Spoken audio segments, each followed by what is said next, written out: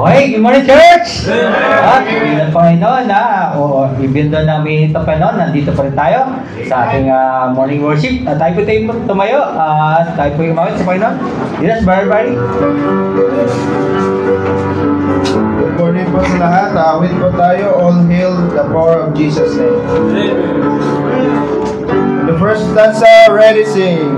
All hail the power of Jesus' name. And angels prostrate fall.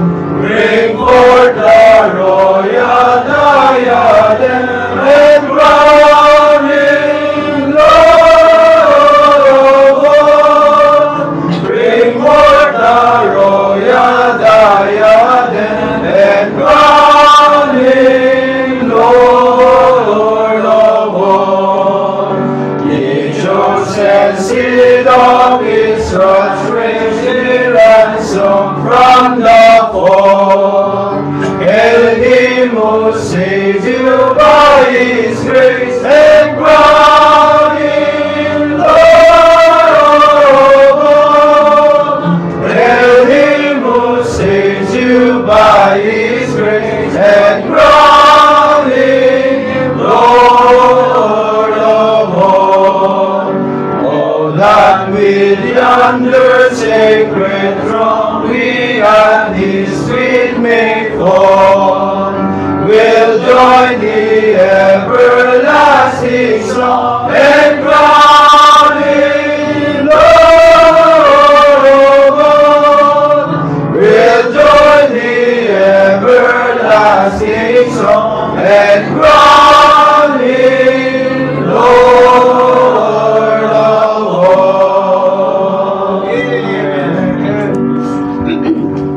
May standing po, tuwagin natin si Brother Arjun sa ating opening prayer.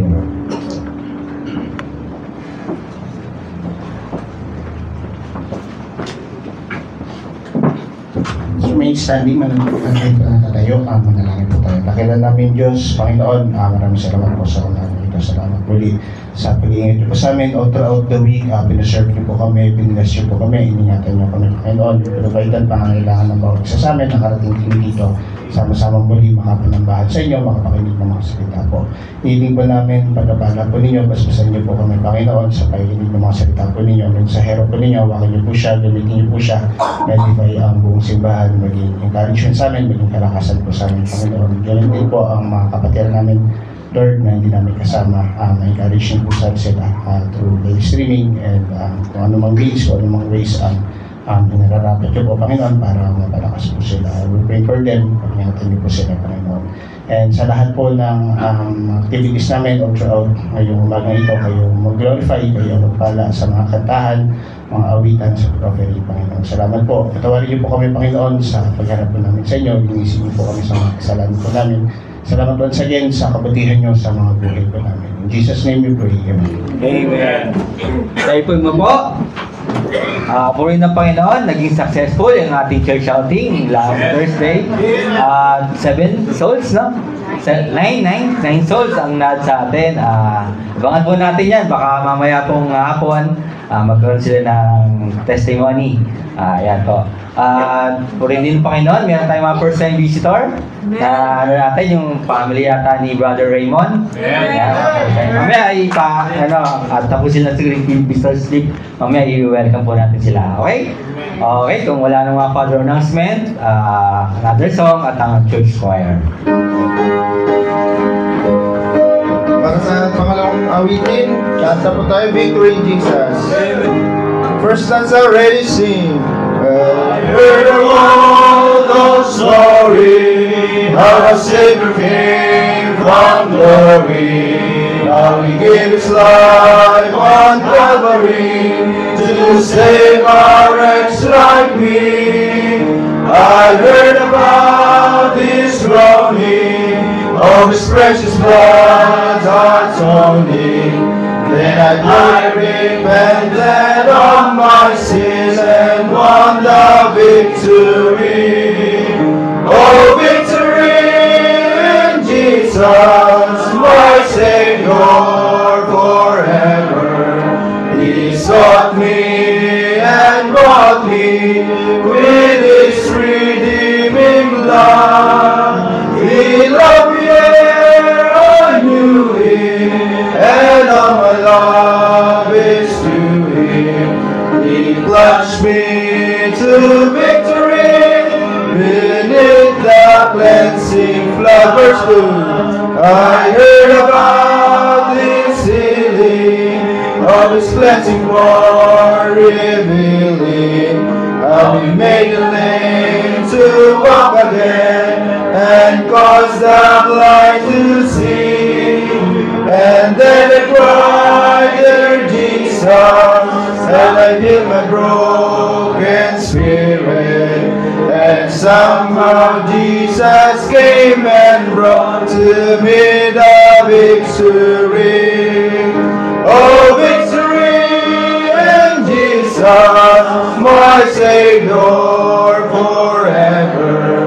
He sought me and bought me with His redeeming love. He loved me ere I knew Him, and all my love is to Him.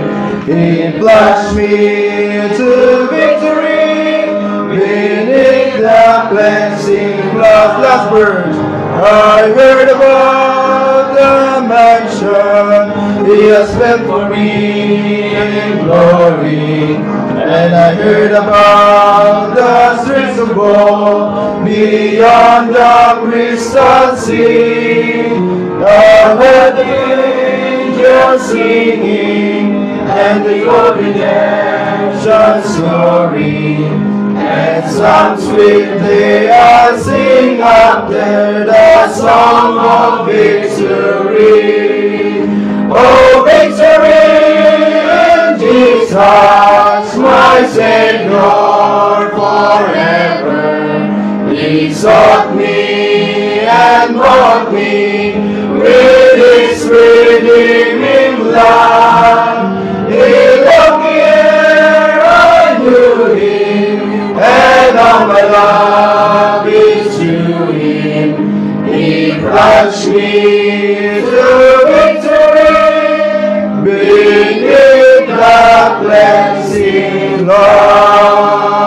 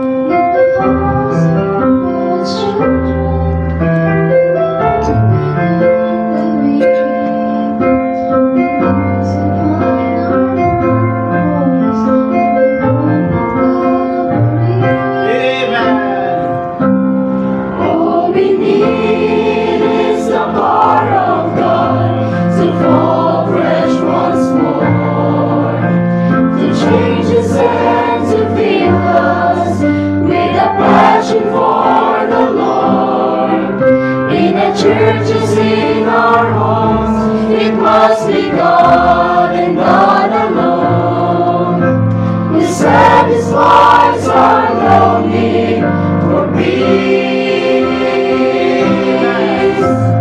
He is all we need.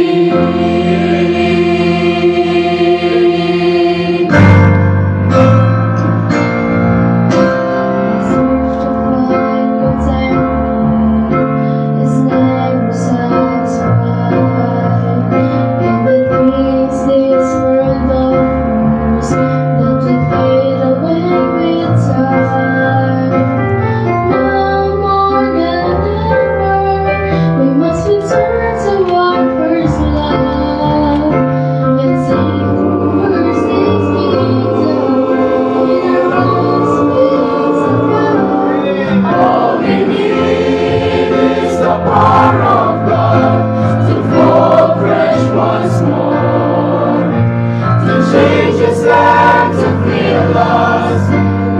passion for the Lord. In our churches, in our homes, it must be God and God alone. We satisfy our longing for peace. He is all we need. Turn your eyes upon Jesus. Look full in His wonderful face, and the things of earth will go strangely dim in the light of His glory and grace. All we need is the power of God to fall fresh once more, to change us and to fill us with a passion for the Lord. In our churches, in our homes, it must be God and God alone. Which satisfies our longing for peace. He is all we need. He is all we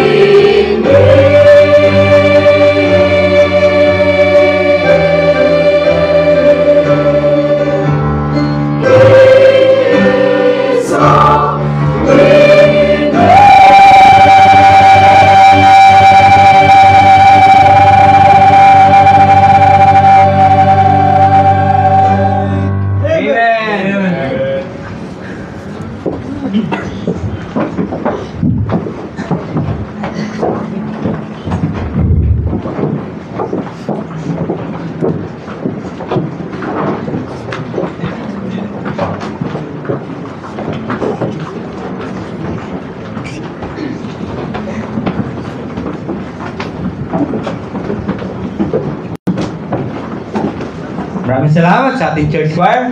Ngayon naman po, mag-focus na po tayo at ihanda ang ating mga partisipan sa bibigyan ng mensahe ni Pastor Pastor.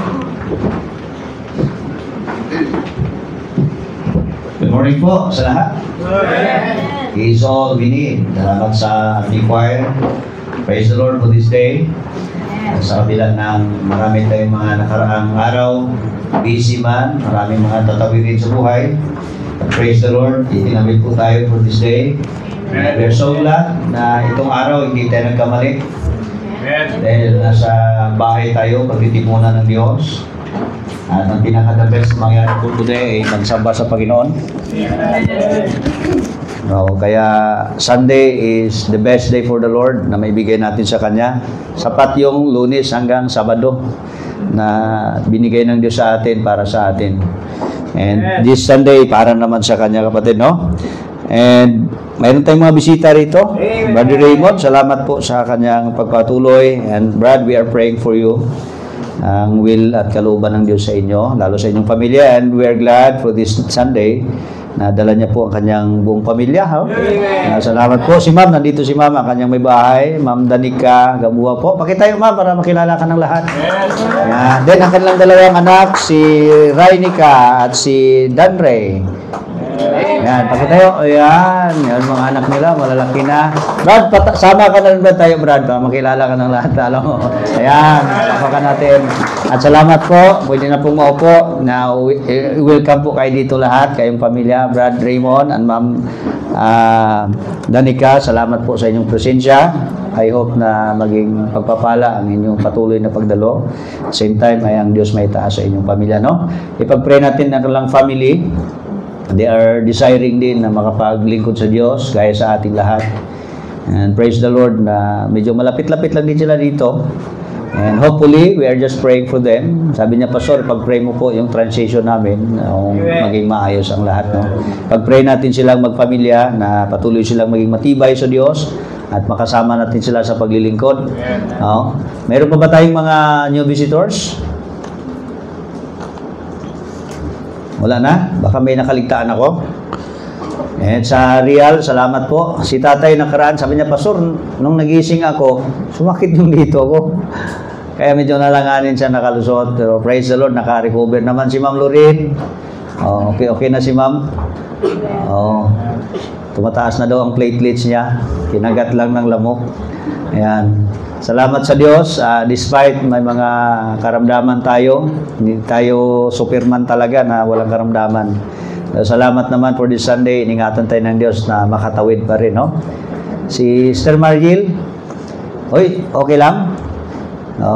Sinuntok siya kagabi ng bibi rito eh. Sasakit yung balakang ko. Nahirapan siya, buti nakatawid. Salamat sa Diyos. Sabi ko, tawagan mo Brad kung kaya niya makatawid. Pagamutin ng Diyos yan dito, gagaling yan. Kung hindi talaga, doon siya sa office, higa lang siya doon.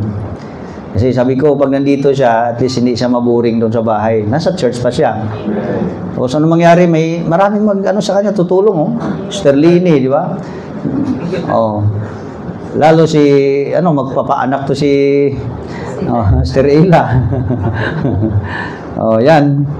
Kaya salamat naman kasi pagpunta ng church, hindi naman kayo dito nakabuhat ng hollow blocks, di ba? Hindi naman ganun kahirap pag pumunta ng church, palamigan kayo, patulugin pa kayo, makinig lang kayo, ganun lang kasimpol. Kaya alam niyo kung bakit ganun kahirap yan? Mas madali pa pumunta ng beach, kahit bit-bit mong lahat ng kaldero at mga ulam, mga bata, lahat, aso, pusa. Pero ang dali, no? Pero punta ng church, hirap kasi laban ng spiritual ito. Laging pilit gawin ni Satanas na hindi ka mag-church.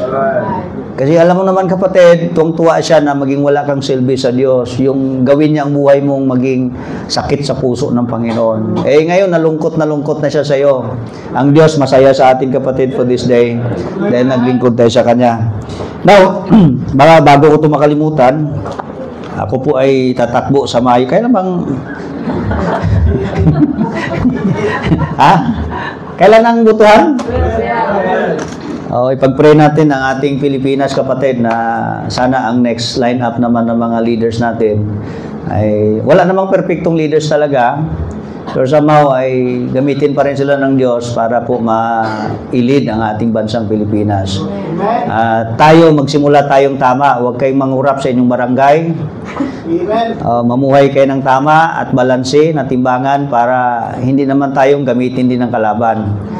Hindi po ako tatakbo ng Ito po ay katuwaan natin sa church. Buong church po ito. Every Sunday afternoon or evening service, nagagather tayo ng benevolence offering. At yun po ay intended para sa ating mga endangered species na mga 60s and above, mga dual citizen na yan sila. Kaya gusto mo natin kahit papano pang kindi-kindi nila, madagdagan tuloy ang sugar. Anong pagdagdag nila kahit kunti. Gusto ko lang naman na iparamdam sa church members natin na concerned din tayo sa kanila. No? In a way, simple way lang naman ito. Pero kahit papano gusto natin maramdaman na alaga kita kapatid. Alaga ka ng church. Okay, tawagin ko rito po yung pa-assist Brad, dito Brad. Tawagin ko rito, Brother Wensi. Paano doon Brad? Paabot na Brad. Si Nanay Paz, mga edad po itong 60s and above. And iba rin, may mga karamdaman, gusto nating maging bahagi sa kanilang follow-up na medication. Tatay Cesar, Nanay Paz, happy birthday sa iyo kailan birthday mo na kahapon? Sige, pwede kang kakanta na Nanay Beth. Kasi ang may birthday, pinapakanta natin, di ba? Huwag yung happy birthday kantahin dito, Tatay Gani. Brad, pakiabot na lang. Yan. Brother Dan. Then, si Nanay Virgie. Brother Dan. Nanay Virgie. Wala ka na senior ka na di ba? Hindi pa? Senior ka na Nanay Nilda. Dito si Nanay Nilda. Yan. Hi, halika. Brad, pakiabot Brad. Salamat po, purihin ang Diyos. Mga simple lang po yun na bagay. Gusto nating ipaabot sa inyo na pinag-pray kayo namin. Sana bigyan pa kayo ng malusog na pangatawan at mahabang mga taon makasama namin sa simbahan, maglilingkod na may katapatan, no, sa Panginoon. And let's continue to that ministry, kapatid, para po mag-minister din sa ating mga kapatiran. Every Sunday po yun natin ginagawa, evening services, at nagagather po tayo ng ganong offering para end of the month ay ibibigay po natin sa kanila yan. So wala na ako nakaligtaan. Ang hiling ko sa inyo, pag mag-preach na ako, huwag kayong matulog, please. Yun lang hiling ko sa inyo. Kasi ayaw kong pinagpaguran ko po yung preaching ko, pinagstudian ko ng maigi yan. Tapos puntahan lang ko dito, tulugan nyo ako. Oh. So ayaw ko ng ganun. Kunting minuto, tiisay lang tayo. Tiniis din naman kita rito eh. So tiisin mo rin pakikinig. O magtiyaga ka. Walang perfectong pastor na magaling mag-preach. Buti nga, hindi anghel dito. Kasi kung anghel dito, magaling mag-preach yun. Tapos kunting tulong, piktikin ka agad sa pakpak niya. Oh. So please, bear with me. Ito yung paraan, panahon kapatid. Importante itong time. Ang communication ng Diyos sa atin makatawid. Amen. So please, makinig ng maayos, walang kwentuhan. Kung may magkwento sa iyo, sabihin mo, "Get thee behind me, Satan!" Kasi focus kayo, pumunta kayo dito para mag-worship. At ang John 4:24, ang worship natin in spirit and in truth. Kikilos ang banal na espiritu sa ating puso at isipan, sa ating internal being, habang ang mga salita ay ating pakinggan, truth, salita ng Diyos. Ang pastor ninyo ay mouthpiece lang po siya ng Diyos, instrumento lang ng Panginoon sa pangangaral. And I hope, uuwi kayo mamaya, may bit-bit kayong mensahe ng Diyos, na inyong baon, kalakasan sa paglilingkod sa Panginoon. Okay? Bawal rin magnguya-nguya dyan, mga chichirya, maririnig ko pa yung kumakalaskas. Mag-focus kayo, huwag makiisturbo sa katabi. Personal mong sarili ngayon, alagaan mo, makapokus ka sa Diyos. Personal na direkta sa mensahe. And now, I would like to ask everyone, please, Matthew chapter 25. Matthew 25, from verse 14.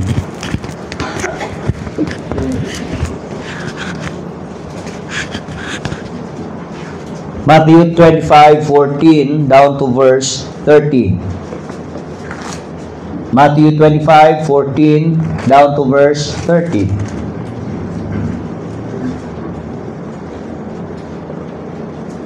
Okay, nakikita niyo na? Basahin ko dito kapatid. Sabi ng Biblia, "For the kingdom of heaven." Isa yan sa ating bigang pansin kapatid. This morning, the kingdom of heaven. Ang kaharian ng langit is as a man traveling into a far country, who called his own servants and delivered unto them his goods. And unto the one he gave 5 talents, to another 2, to another 1, to every man according to his several ability, and straightway took his journey. Ang kaharian ng langit ay kagaya daw ng isang taong lalaki na nalakbay sa malayong lugar. Tinawag niya ang kanyang mga alipin at binigyan sila ng kanilang mga gamit or goods. Verse 15, may 3 po ditong binanggit na tao, na servants. Binigyan ng isa ng 5 talents, ang isa binigyan ng 2, ang isa binigyan ng 1, according to their several ability. Kapatid, huwag kayong mainggit kung may iba ay nasa taas na level ng buhay at nandyan ka, ang iba nasa ibaba. Binigay ng Diyos sa iyo yan para sa ikakabuti mo. Kung aangat man yan, ayusin mo lang sarili mo. Kasi paano kung binigyan ka ng 1 bilyon, mawala, hindi ka na nga nagsisimba ngayon. Ang bata na maliit, kung bigyan mo ng kutsilyo yan, baka ikakasira niya yan. Ibig sabihin, tinitingnan Diyos ang ating several ability. Nag-aasam naman tayong i-bless ng Diyos. Pero may panahon dyan, ang term dyan is mapagkatiwalaan ka. Kasi minsan, pagbigyan na tayo ng blessing, nawawala na tayo sa tamang pamumuhay. Nasisira na tayo. ang tao hindi nasisira dahil wala. Ang tao nasisira dahil punong-puno na hindi niya nagamit ng maayos. Hindi siya mapagkatiwalaan. Are you following? Kaya ang Diyos nagbibigay ng blessing ayon sa ating kakayahan. Kasi mas tinitingnan niya ating ikakabuti, hindi lang yung ikakasaya mo. Masaya naman yung maangkin yung gusto mo. Tama ba? Pero mas tinitingnan ng Diyos, hindi lang higit pa sa ikakasaya mo, yung ikakabuti mo. Hindi lahat ng ikakasaya, ikakabuti. Ang Diyos mas concerned siya sa ikakabuti mo. Kahit minsan hindi ikakasaya mo, pero ikakabuti mo yon. Pero lahat ng ikakabuti, dapat ikakasaya mo na rin yun. Ano po? Now, sabi ng Bible rito, verse 16, Then he that hath received the 5 talents went and traded with the same. God wants us to trade. God wants us to invest. God wants us to be a good steward by investing of what we had coming from God. Anyway, take note, lahat ng mayroon tayo galing sa Diyos. Wala po tayong mayroong atin except sin that you have committed against God. The rest are coming from God's. Yung buhay natin, yung oras natin, yung salapi, talento, everything, and even our families, even our children, these are God's blessing and gifts coming from above. Wala po tayong ating pagmamayari. Pinagkatiwala lang tayo ng Diyos sa mga blessing na ito. Wala tayong ating own. Amen? That's the reality. And praise the Lord, once He gives us the blessing, it has also a responsibility. Blessing na may blessing, tama ka? Masaya namang i-bless tayo ng Diyos. Pero bawat blessing may responsibility. Panginoon, bigyan mo ko ng partner sa buhay. Gusto ko ng blessing ng partner. Nung binigyan ng blessing, Panginoon, sana mauna na siya. Nung binigyan ka ng partner sa buhay, ano yan kapatid? Blessing yon. Amen? It's not good for a man to be alone. It's in the Bible. Kaya hindi pwedeng mamatay na lang kayo nag-iisa. Mag-pray kayo na may partner. May partner ka na, Brad. Now, it's a blessing to have that answered prayer. It's a blessing na, Lord, bigyan mo kami ng anak. Binigyan na yun. It's a blessing. But every blessing has responsibility. Minsan gusto natin ng blessing, pero we are not responsible. It's good to have a husband. It's good to have a wife. That has been a blessing. It's good to have children. It has been a blessing. But you need to be responsible with it. It's good to be in the Lord, to be saved, to be a child of God, but it is a responsibility. It's good to have a talent. You can sing, but it is a responsibility. It's good to have things that you are desiring for. May money ka, may trabaho ka, but no, it's also a responsibility. Yeah. Amen? You have your family, it's a blessing, but it is a responsibility. And the Bible says here in verse 16, those who receive 5, yes, blessing from the Lord, 5 talents, but traded it with the same. You need to trade it. It is a responsibility to multiply it. Not your husband, not your wife anyway. I mean, you are to invest it. You are to let it grow. To be productive. Likewise, sabi sa verse 17, he that hath received 2, he also gained other 2. In verse 18, but he that hath received 1, went and dig in the earth and hid his Lord's money. The talents here is pointing to the money. It means, kapatid, hindi lahat ng binibless ng Diyos ay naging responsible. Praise the Lord for those who are responsible of God's blessing. But there were those who are not responsible, like in verse 18, those who received 1, he digged this to the earth and hid his Lord's money. He never invested. He never traded. And after a long time of the Lord's servants cometh. Take note, kapatid, ang Lords, yung tumawag sa kanila, nung binigyan sila ng talents, yung pinaserve sila sa Diyos, pina-invest sila, after a long time, He comes back and reconnect with them. In verse 20, so he that hath received 5 talents, so mayroon ng anong tawag yan? Pagharap-harapan na sa kanilang boss, sa kanilang master with his servants. And in verse 20, he that hath received 5 talents came and brought other 5 talents. Lahat po tayo, kapatid, darating ang Diyos, babalik din one of these days. wala pong makakalayo sa Panginoon. Right. Pwede ngayong panahon, pwede tayo makaiwas, we can do what we want. Like this one talent, he can do what he wants. Tama ba? Napansin nyo ba, kahit ayaw nyo gawin ang gusto ng Diyos, tapos gusto mong gawin ang gusto mo, hindi ka naman nakidlatan. Buhay ka pa rin naman. Marami kang mga hindi ginawa ang gusto ng Diyos. You are just doing on your own, hindi ka naman kinidlatan agad. Pero you have your time. Right. Lahat tayo ay harap sa Diyos.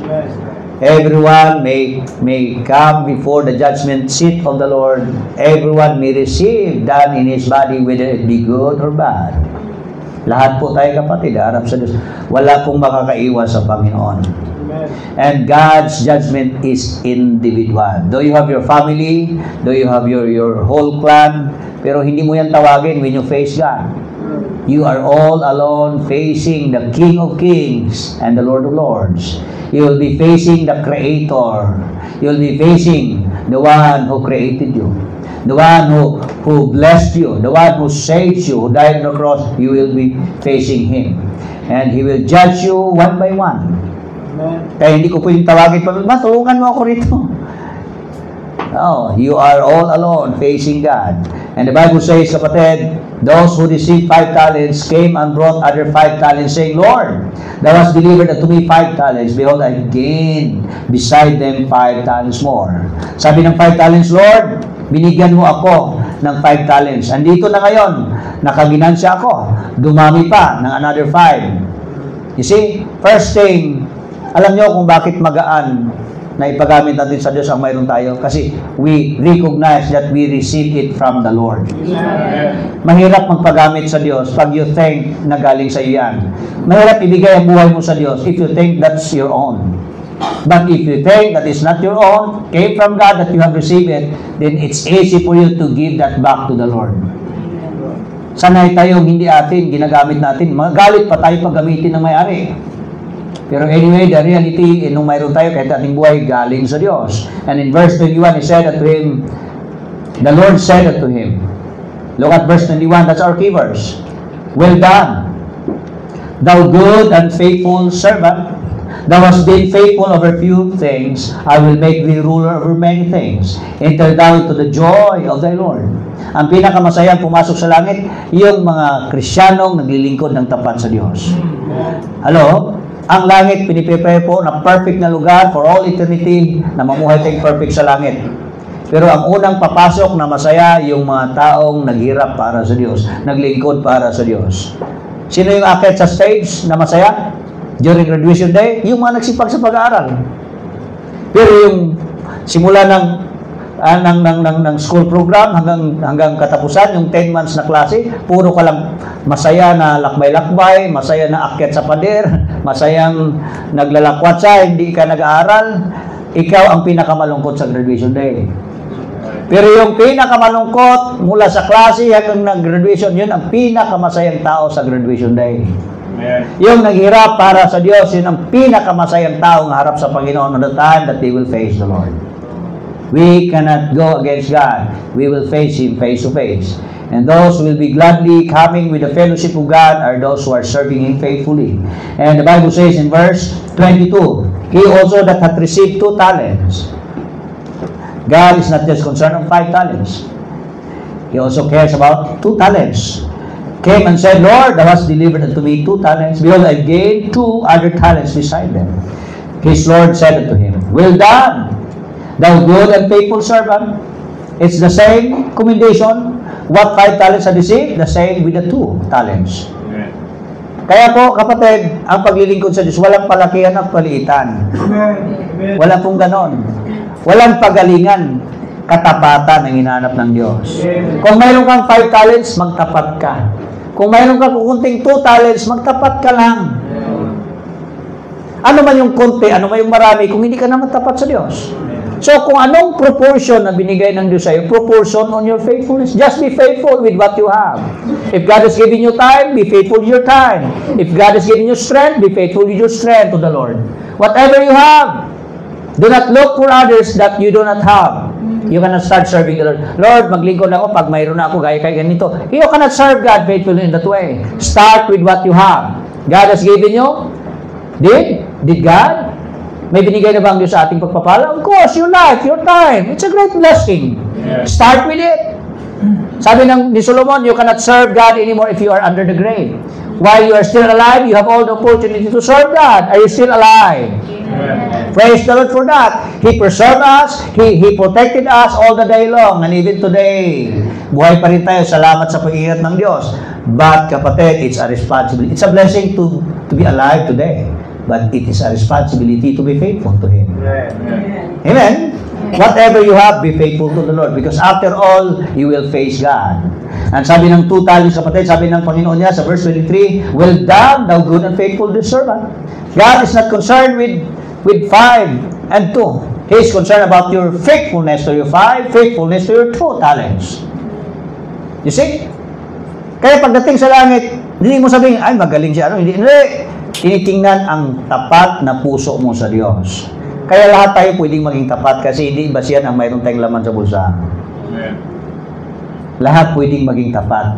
Lahat pwedeng ma-qualified na maging tapat. Pwedeng ma-achieve yung paglilingkod na maging tapat sa Diyos.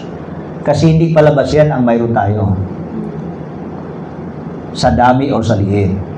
Now, ang nakatanggap ng 2 talents, he received a good commendation from the Lord. Well done, thou good and faithful servant. I will make thee ruler over many things. God said, if you are faithful with a few things, He will entrust you with many things. Nakita niyo po ba yan? You want God's blessing to be more and more?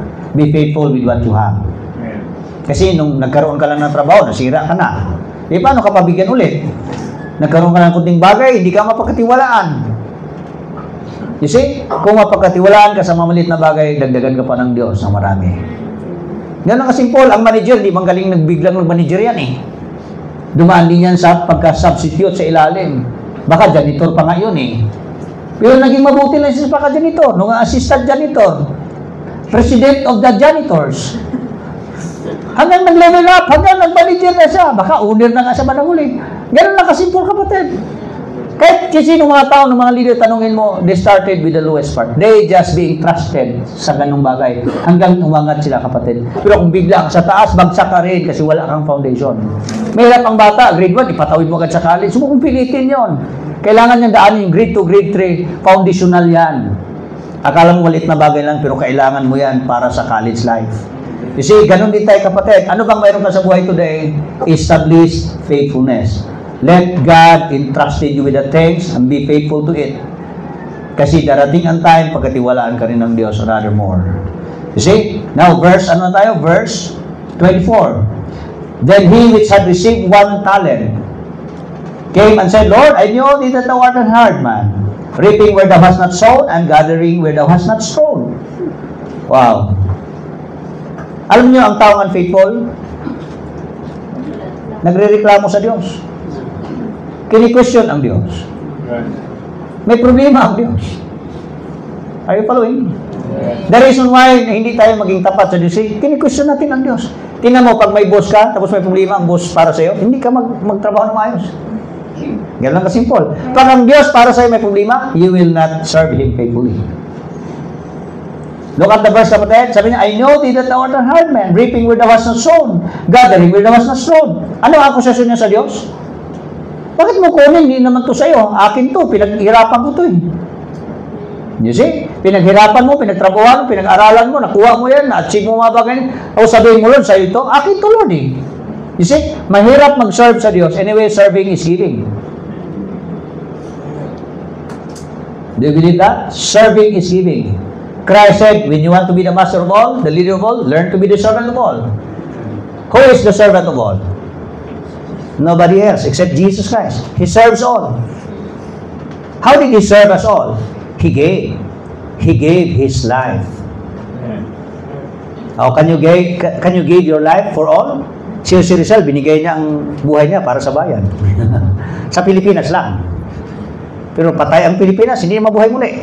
Si Jesus Christ, binigay niya ang buhay para sa lahat. He serves us all. And His serving is giving. It's giving up His life. That's the same thing, the same principle with us. If we want to serve God, we need to give. There must be things to give up. Give up your life, give up your time and talents for God. You cannot tell me you have served God and you have given up something for Him. Kaya serving is giving. Serving is offering. No, punta kayo sa restaurant, mayroong nagsiserve sa'yo, nag-aasa niya, servihan mo nga ako. Tama po ba? So mag-offer siya, mag-render ng servisyo. It must be his time, talent. That is service. Ganun po kapatid. No, sa pagsiserve sa Diyos, you cannot serve God if you want something for your own. Kaya pag self-centered ka, sarili mong iniisip, you cannot serve God. Ang paglilingkod sa Diyos is about Him. It's about the Master. It's not about us. Anyway, mamaya i-explain sa inyo well lalo yung kingdom of heaven, kapatid. Now, anong nangyari? Verse 25, and I was afraid. No. Ang dahilan lang talaga nagreklamo siya, una, mali ang doktrina niya. Hindi niya kinikilala ang Diyos ang may-ari. Verse 25, I was afraid. The reason why we have not been faithful to God because we are afraid to lose something.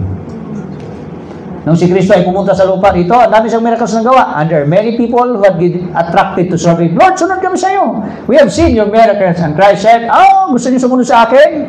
Sige, foxes have holes, birds have their nests, but me, I don't have for my head to lay down. Are you going to follow me? So then, this is the way. You are to deny yourself, take up your cross, and follow me. Ganun ang gusto ng Diyos pag sumunod. Marami pong umatras dyan. Because they cannot guarantee to give up their lives for the Lord for the sake of service. You cannot serve God as long as if you are on your own. You need to give up yourself before God.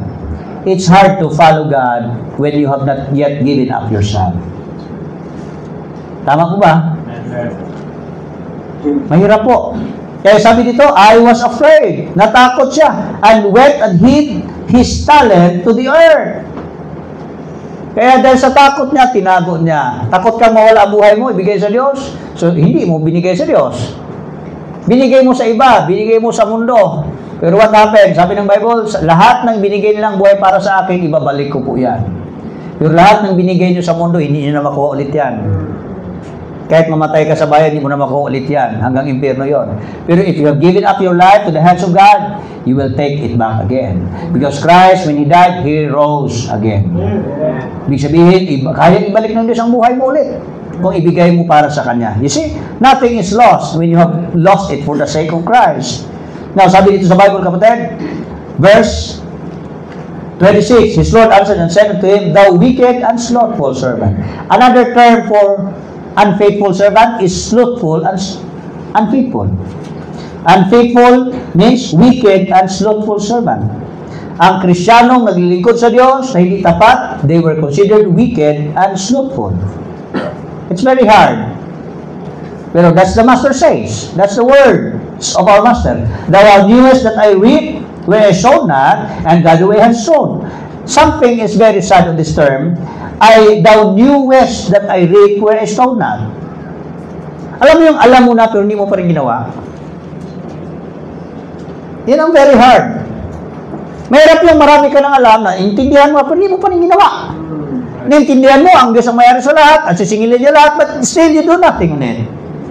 That's the hard way. Actually, yun ang problema sa panahon ngayon, kapatid. Verse 27, Thou oughtest therefore to have put my money to exchangers, and then at my coming, I should have received mine own with usury. Take therefore the talent from him, and give it unto him which had 10 talents. Wow, it's very sad. Kaya ang hindi paging tapat sa Diyos, lalo kayong mawawalan. Kasi ibibigay ng Diyos sa mga taong nagtatapat sa Kanya. Kailan ka pa panatag na sahuran ka ng boss mo? Habang nag-duty ka pa. Pero wala nang duty dito. Asahan mo, wala nang trabaho yun. Tapos magiging ka pa ng 13 months. May 15 months pa daw ngayon. Sabi dito, kapatid, verse 29, For everyone that hath shall be given, and he shall have abundance. From him that hath not shall be taken away even that which he had. And cast ye therefore the unfruitful servant into the outer darkness. There shall be weeping and gnashing of teeth. Gusto ko lang to i-resolve, kapatid. Baka hanggang sa inyo ngayon na mag-study sa Bible, may problema pa rin dito sa verse na ito. Pastor, paano yan nagsaserve sa Diyos tapos pumunta sa impyerno? Anong ibig sabihin yan? Saan ba itong remote? Anong ibig sabihin yan, Pastor? Pwede pala ang mga nagsaserve sa Diyos ay mapunta sa impyerno? Ha? Ito po ay tumutukoy sa karya ng Diyos doon sa millennial period. Lahat po ng hindi totoong nag-serve sa Diyos, by good works po sila. Now, sa ating panahon today, ano po ito, Pastor? Pwede tayo makakuha ng related na mga lessons po sa ating buhay today. Now, I tell you this morning, ang totoong anak ng Diyos, naglilingkod talaga ng totoo sa Diyos yan. Yun po ang realidad. Huwag tayo magbigay ng doubt na ang totoong anak ng Diyos, hindi maging totoo mag-serve. No, hindi po ganun. At naniwala ako, kapatid, pag hindi ka totoong anak ng Diyos, pawaya ka lang din sa paglilingkod mo sa Kanya. Imagine mo, unfaithful means wicked and slothful. Pag sabing wicked, unsaved talaga yon. Sinful talaga yon. Hindi po yun saved. You see, ibig kong sabihin, kapatid, sa panahon natin today, kung totoong may Diyos ka sa buhay mo, dapat makitaan ka nagsiserve ng maayos sa Diyos.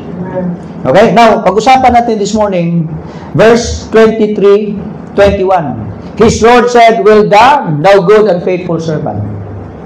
Alam mo, lahat tayo, pag dumating sa langit at humarap tayo sa Diyos, I'm talking about the context of Christianity, ha? Hindi ko pinag-usapan yung mga unbelievers. Ang unbeliever, may time din silang pagharap sa Diyos. Ibang harapan naman yon.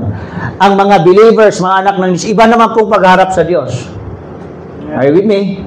Ang pagharap sa Diyos sa mga hindi Krisyano ay ano po iyon? Paghukom, papuntang impyerno. Ang lahat naman ng mga totoong anak ng Diyos, may paghukom din harap sa Diyos. Pero reward po iyon. Para bang pumasok ka sa paaralan, after graduation day, di ba, judgment day na yon? Pero hindi yan na pangpaluin yung mga estudyante, hindi sana may ganun, no? Lahat ng hindi nag-study pangmaluin. Pero wala eh. Lahat ng nag-study well, bigyan ng reward. Sa langit, may judgment day pa rin sa langit. Sa lahat ng papasok ng langit, may judgment day. Ang tawag yan, Bema Judgment, the judgment seat of Christ. Specifically, that is the rewarding day. The day of rewards, the day of reckoning, the day of repayment, the day wherein Christ will reward according to our works. That's the day of judgment. Walang paluan po doon, walang maimpyerno. Ang judgment doon is rewarding. Now, this is the time. Pag pumasok tayo sa langit at harap sa Diyos, sabi ng Diyos sa verse 21 and 23, "Well done, thou good and faithful servant." Every time I read, "well done," malala ko si Brother Dan eh. Hindi ito pala kay Brother Dan na pangalan. "Well done, thou good and faithful servant."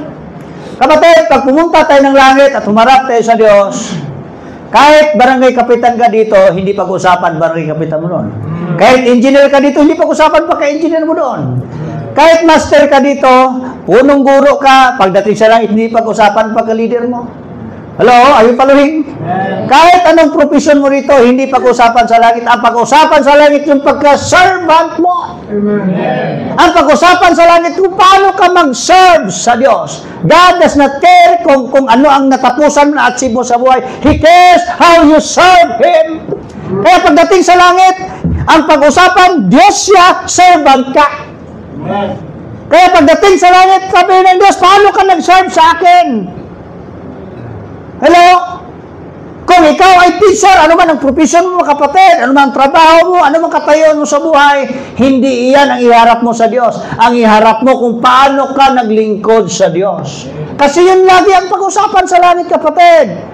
Hindi kung paano ka namuhay, paano mo na-achieve, paano mo na-knockdown si Pacquiao. Hindi yun, kapatid. Kundi kung paano ka nag-serve sa Diyos.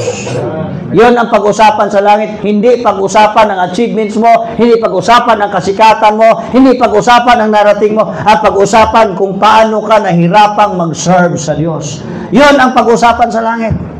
It's about being a servant. Just take everything. Just focus. Kung gusto nyong humarap sa Diyos na may masaya at papasok sa langit na masaya ang sa pagkasama sa Diyos, pag-isipan mo ang mag-serve sa Diyos.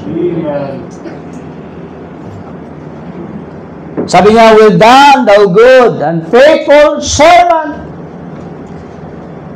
You see? Akala natin dito kasi sa mundo, pag nag-serve sa Diyos, parang minamaliit na ng tao. Tama ba? Parang yun ang pinakamababang klaseng uri. Pero sa langit, yun ang pinakamataas na hinahanap ng Diyos. Sino yung nagsaserve sa akin, yun ang hinahanap ng Diyos. Sino yung nagsaserve sa Diyos, yung hinahanap niya sa langit. At yun ang pinaparangalan niya. Lahat ng nag-serve sa Diyos, bibigyan ng Diyos ng parangal. Now, bakit mahalaga po ang pagiging good and faithful servant? Yun ang ating tanong po for this morning. Pastor, importante ba sa akin? Bakit mahalaga yan? Hello? Nobody cares about being good and faithful servant. Everybody cares how they could achieve their own desires and ambitions in life. Everybody wants to have the desires for their life in this world. But nobody cares about being a servant of the Lord. Every time Paul introduces himself in his writings, like Ephesian church, Paul, a servant of Jesus Christ. To the Rome, which is scattered, Paul, a servant of Jesus Christ. He always tells of himself that he was just a servant of the Lord. He was proud of himself that he was a servant of the Lord. He never bragged of himself that he was a philosopher under the feet of Gamaliel. He never bragged of himself that he was circumcised 8 days, like the tribe of Benjamin, kapatid. As to the people chosen of God, Israel, he never bragged of anything that he achieved in this world. What he bragging about himself is he was a servant of the Lord Jesus Christ. You see, kapatid, kung naintindihan nyo lang, mamaya explain ko sa iyo bakit, Pastor, importante ang pagiging good and servant. Are you serving the Lord? Sa langit, pinaka-importante yun. And God wants us not just to be a servant. He wants us to be good. He wants us to be faithful. He wants us to be good and faithful servant. That God what's required for His servants. Don't just serve the Lord. Serve Him faithfully and be good as servant of God. Don't just be a student. Be a good student. Be a faithful student. It's good to be a student. Marang iba gusto mag-aral, hindi na makapag-aral. Ikaw makapag-aral ka, it's a blessing, but be responsible. Be a good and faithful student. It's a blessing to be in the service of the Lord. It's good to be here. Kapatid, alam mo, naiingit na sila na sa'yo kasi they were not given already a part to serve the Lord. Praise the Lord. Tayong taong makasalan, binigyan pa tayo ng open na pintuan para makapag-serve sa Diyos. Sana wala na po chance ay makalangit. Tayo malaki ang pag-asa natin, makasama natin ang Diyos sa langit. At mayroon pa tayong entitlement para mag-serve sa Kanya. It's a blessing to be in the service of the Lord. It's a blessing to be in the church. But don't just be a servant. Be a good and faithful servant. Why is it necessary to be good and faithful servants? That's a question for this morning. Now, the answer is in verse 14. Are you still there? Verse 14? Verse 14, sabi ng Bible, 25 verse 14. For, the word for, because the kingdom of heaven. Because of the kingdom of heaven. Alam mo, kingdom of heaven, kaharian ng langit. Si Jesus Christ, kapatid, bago pa siya bumaba sa lupa rito, nandun siya sa langit, sinamba po siya na lahat ng heavenly host. Doon, lahat, kapatid, lahat sila yumuyuko at sumasamba sa Panginoon. Pinupuri ang Diyos na walang hangganan, ang pinakamataas na pagpuri, ginagawa nila sa langit, kapatid. Nung bumaba si Jesus Christ on this earth more than 2,000 years ago, it was His prayer in Matthew chapter 6 verse 10, Thy kingdom come. And talking about kingdom of heaven, Thy kingdom in heaven come as it is in heaven. For, sabi na, Matthew 6:10, Thy kingdom come. He was on this earth. Sabi na, Thy kingdom. Kung sabi Thy kingdom, the Father's kingdom, the kingdom of heaven, sabi na, it must come on this earth. Thy will be done on earth as it is in heaven. Like the kingdom in heaven, it must be done on this earth. Kaya sabi ni Jesus Christ, the kingdom of heaven, that's the prayer of Jesus Christ, is like, kagaya po ng itong parable na ating pag-usapan this morning. Now, if you understand well about kingdom of heaven, then you will understand well how important it is to serve God. Now, look at the word kingdom. Yung kingdom pa lang, yung kaharian, ibig sabihin may hari. Are you following? Ibig sabihin, pag may hari, mayroong mga alipin. Okay? Now, sabi ng Diyos, yung kaharian mo, Ama sa langit, mababa rito sa lupa. Nangyari po ba yun? Opo. Nung si Kristo ay pumunta sa lupa, He represented, He brings here the kingdom of heaven. Nung dinala niya rito, kapatid, paano yung simulan? He died on the cross. Nung namatay siya sa cross, lahat ng mga ligtas, kapatid, bunga ng kanyang kamatayan sa cross, naging bahagi po yun sa kaharian ng Panginoon. And we are now the church. The people who got saved by the blood of Jesus Christ, by the grace of God, were part of the kingdom of God. And it must be these things to say that His will be done on this earth. His will be done on this church. That's the king. Pastor, paano mo nalaman na ang kingdom of God sa heaven nangyari ngayon? It's this church. Because this church has been doing the will of God. Sa langit, paano may hari doon? Kasi ang hari ang nasusunod. Ay, paano sa langit, walang ibang boses na nasusunod except the king. Kaya may kingdom kasi mayroong king. Bakit siya ang king? Siya ang masunod. Pag sabing kingdom, siya ang may authority, siya ang may kapangyarihan sa lahat. Everybody will fall down at His voice. That's the king of His kingdom. Sabi ni Jesus Christ, pagbaba niya rito, mangyari rin ang kaharian ng Diyos dito rin sa baba, sa lupa. Kailan nangyari? Yung lahat sumusunod sa kalooban ng hari. Sino po yun? The church. In what way that we are bringing God's will to fulfillment? To make Him the king as the kingdom of the church. It is being a servant. Kasi ang pagiging servant, kapatid, yun yung pagsunod lang sa hari. Ito, paintindi ko sa inyo. Akala natin ang pagpunta sa church, paglilingkod sa Diyos, yung masay-masahiin ka, yung gusto mo, matupad. Are you following? Nagkakamali po kayo, kapatid. Kung pumunta kayo rito na yun ang isip nyo, naghanap kayo ng politicians.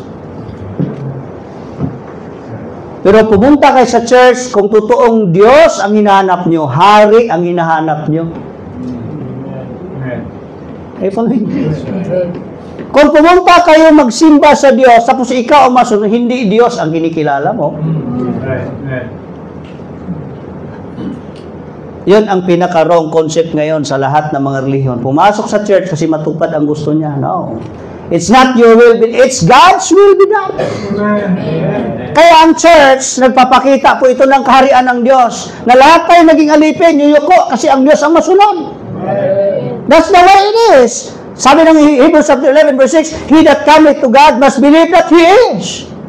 Kaya pag pumunta kayo sa church, amuhin mo ang Diyos. Makinig ka sa Kanya, siyang sundin mo. Ikaw mag-adjust, ikaw maniwala sa Kanya. Hindi pwedeng gawa ng Diyos ang paraan para ka mapaliwan. Hindi pwedeng ka sunod para sa iyo. Ay, sambahin mo ako. Hindi ganun ang Diyos. Kung may Diyos kayong nunod sa inyo para pilitin ka magsamba, hindi yan Diyos. God will never fall down on His knees just to beg you to worship Him. It is not God anymore. God is God because He is King. He is God. Kaya pag naintindihan nyo ang pagsamba pala, paglilingkod sa Diyos, Diyos pala siya, ikaw ang mag-adjust sa Kanya. Di ba, napansin nyo ba, pag magsimula kayo maglingkod sa Diyos, napapansin mo parang may away ng gusto ng isa at gusto mo? Yung sabi ni Jesus na, Lord, ang kaharian mo, maghari dito yan. Sa anong paraan na ang kalooban mo masunod? Imagine mo lahat tayo, sinintabi natin ating gusto, kasi ang gusto ng Diyos ang may taas. That's the kingdom come on Him. You see? Paano nangyari yan? The way being a servant of the Lord. Sa langit, lahat servants. Except the one who sat on the throne. He is the King. Today, in this life on earth, dito sa church, nandito po ang kaharian ng Diyos.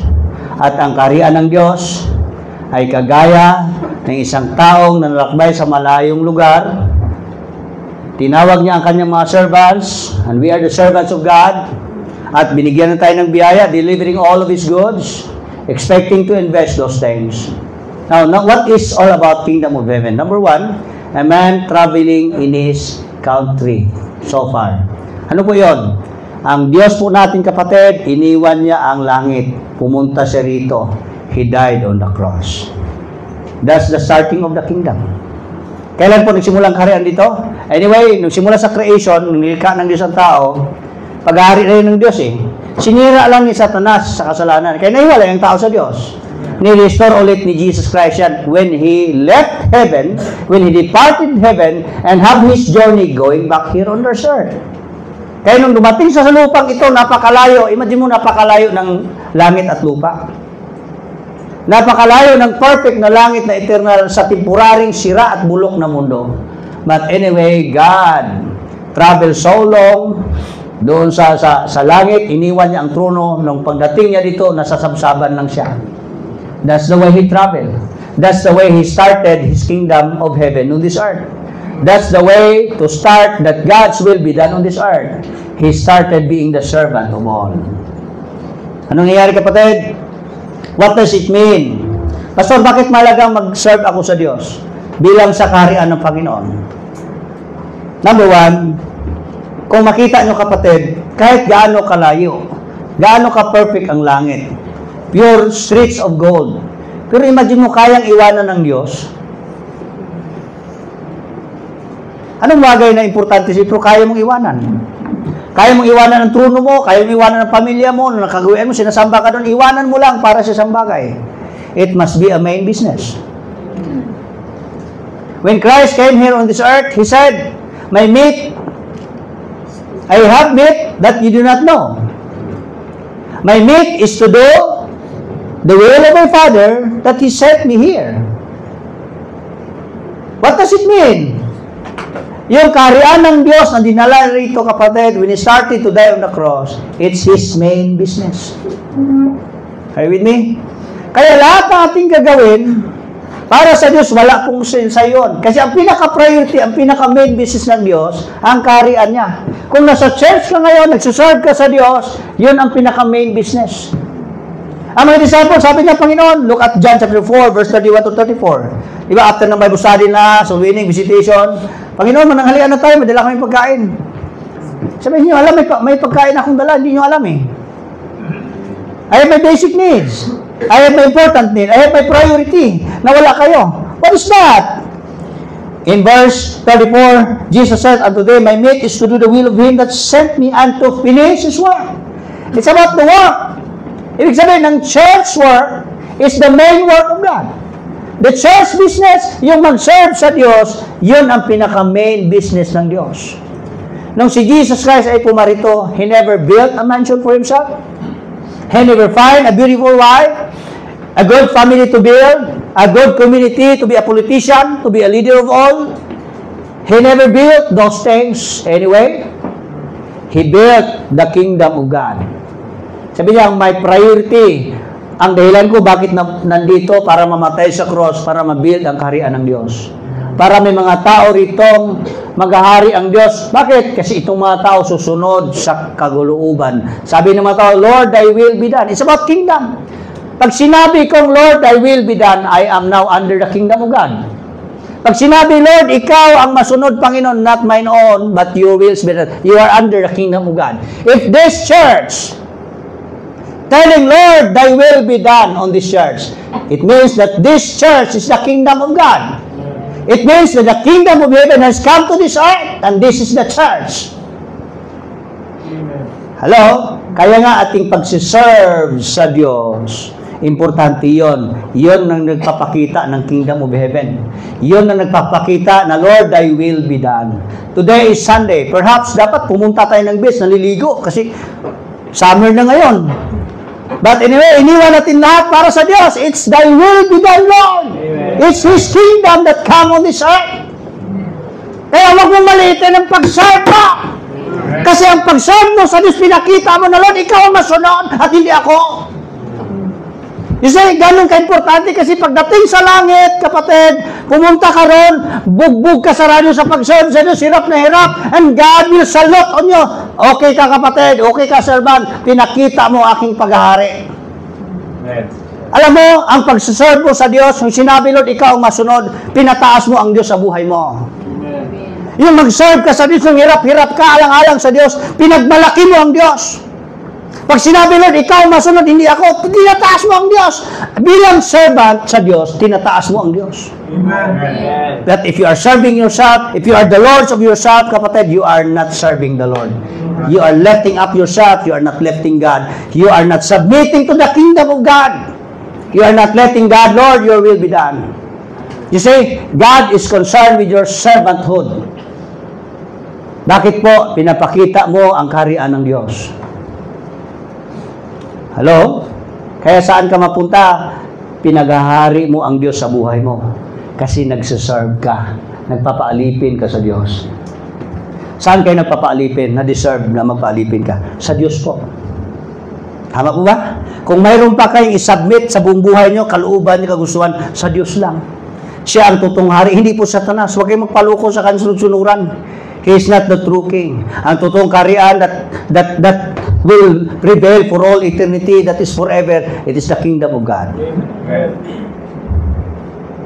Number one, the importance of being good and faithful servant because of the kingdom of heaven. The kingdom of heaven, number one, it is God's main business on earth. It is God's main business on earth. Anong pinagkaabalahan mo sa buhay mo? Ang pinaghirapan mo sa buhay? Is it serving God? Is it for the kingdom of God? Hello? Naintindihan niyo ba ang ibig ko sabihin? Mahirap ito ipa-explain sa isang araw. Pero gawin ko lang. Tayong mga ligtas, mga anak ng Diyos, binili na tayo ni Kristo sa kanyang buhay, pagmamayari na tayo ng Panginoon. Gumagalaw tayo ngayon ayon sa gusto ng Diyos. Gasto sa kalooban. Ibig sabihin, tayo ay nasa ilalim ng kaharian ng Diyos. Okay? Alam niyo ba, pag nasa ilalim kayo ng kaharian, huwag kayong gagawa ng inyong kaharian doon sa loob. Lahat ng inyong gagawin doon sa loob ng kaharian, ayon sa paghahari ng kaharian dyan. Naintindihan niyo po yung point ko? Dahil tayo ay nasa ilalim ng kaharian ng Diyos, siya ang hari, tayo mga alipin, mga lingkod. So, bawat paglilingkod natin, hindi para magtayo ng ating sariling hari, kasi hindi tayo hari, servant lang tayo eh. May hari talaga sa atin, na kung anong gusto niya, yun ang masusunod. And this is the church. Kung anong gusto ng Diyos, yun ang nasusunod. Kasi tayo ay under ng kanyang kaharian. You see, ganun kahalaga ang pagiging servant. Nagpapakita po yun ng paghahari ng Diyos sa mundo ito, sa ating buhay.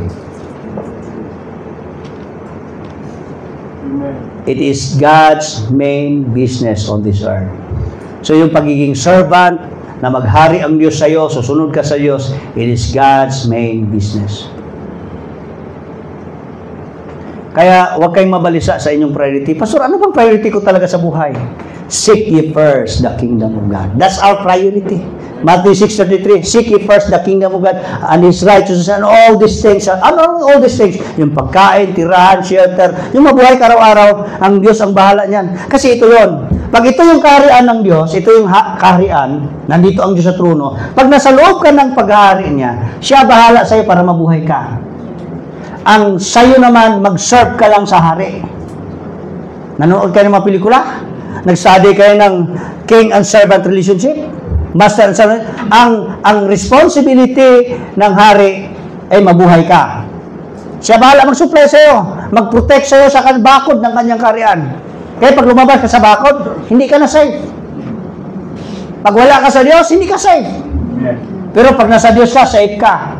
So siya ang bahala sa safety, buhay na wala hanggan mo, hindi ka na may pero may langit ka. Siya ang mag-provide sa'yo day to day sa buhay mo. Ang sa'yo lang, mag-serve ka sa hari. No, I like sa mga old times na mga pelikula, yung mga soldiers, mga knights, kahit may asawa sila, buntis yung asawa nila, mga anak, o kakapanganak lang, iwanan nila yon. Dahil sinabi ng hari, may fight, may gira. Iwanan talaga nila yan. Kasi kaya nang itaya ang pamilya, kaya nang itaya ang buhay na para sa hari. They have nothing to do with it, but to do it. Ganun po, pag sabing hari ang Diyos, kahit ayaw mo sa hindi, gagawin mo kasi hari yan eh. You see, pag hari na magsabi, that is our main business. Meron pa ako yung ibang business sa buhay na mas taas pa sa gusto ng Diyos. You have your own other business. Ang totoong kaharian ng Diyos, totoong faithful, good servant sa Diyos, ginawa niyang main business ang pag-serve sa Diyos. Kaya ating buhay rito, bilang anak ng Diyos, wala tayong ibang main business except serving the Lord. Hello, bukas, tuloy sa trabaho, tuloy sa pag-aaral. Ay, bakasyon pala ngayon. Tuloy sa bakasyon. Pero lahat ng ating gagawin, kapatid, all of these things are included and conclusive doon sa pag-serve sa Diyos. You have your family, serve the Lord with the family. You have your work, serve the Lord with your work. Everything you have that God has blessed you, use it to serve the Lord. That's the main business of God. If you are doing that, you are doing the main business of God. You are letting God, the kingdom of heaven, to be on this earth because His will be done in your life, not yours. So it is the main purpose of God, the main business of God. John 9:4, I must work the works of Him that sent me. While it is day, the night cometh when no one can work. Anong pinagbisihan natin ng priority na parang wala natin magawa? It's serving the Lord. Kaya sa langit, walang ibang salot ang Diyos yung nagsaserve sa Kanya. Number 2, verse 14. Kaya pa? Amen. Number 2 pa lang ako.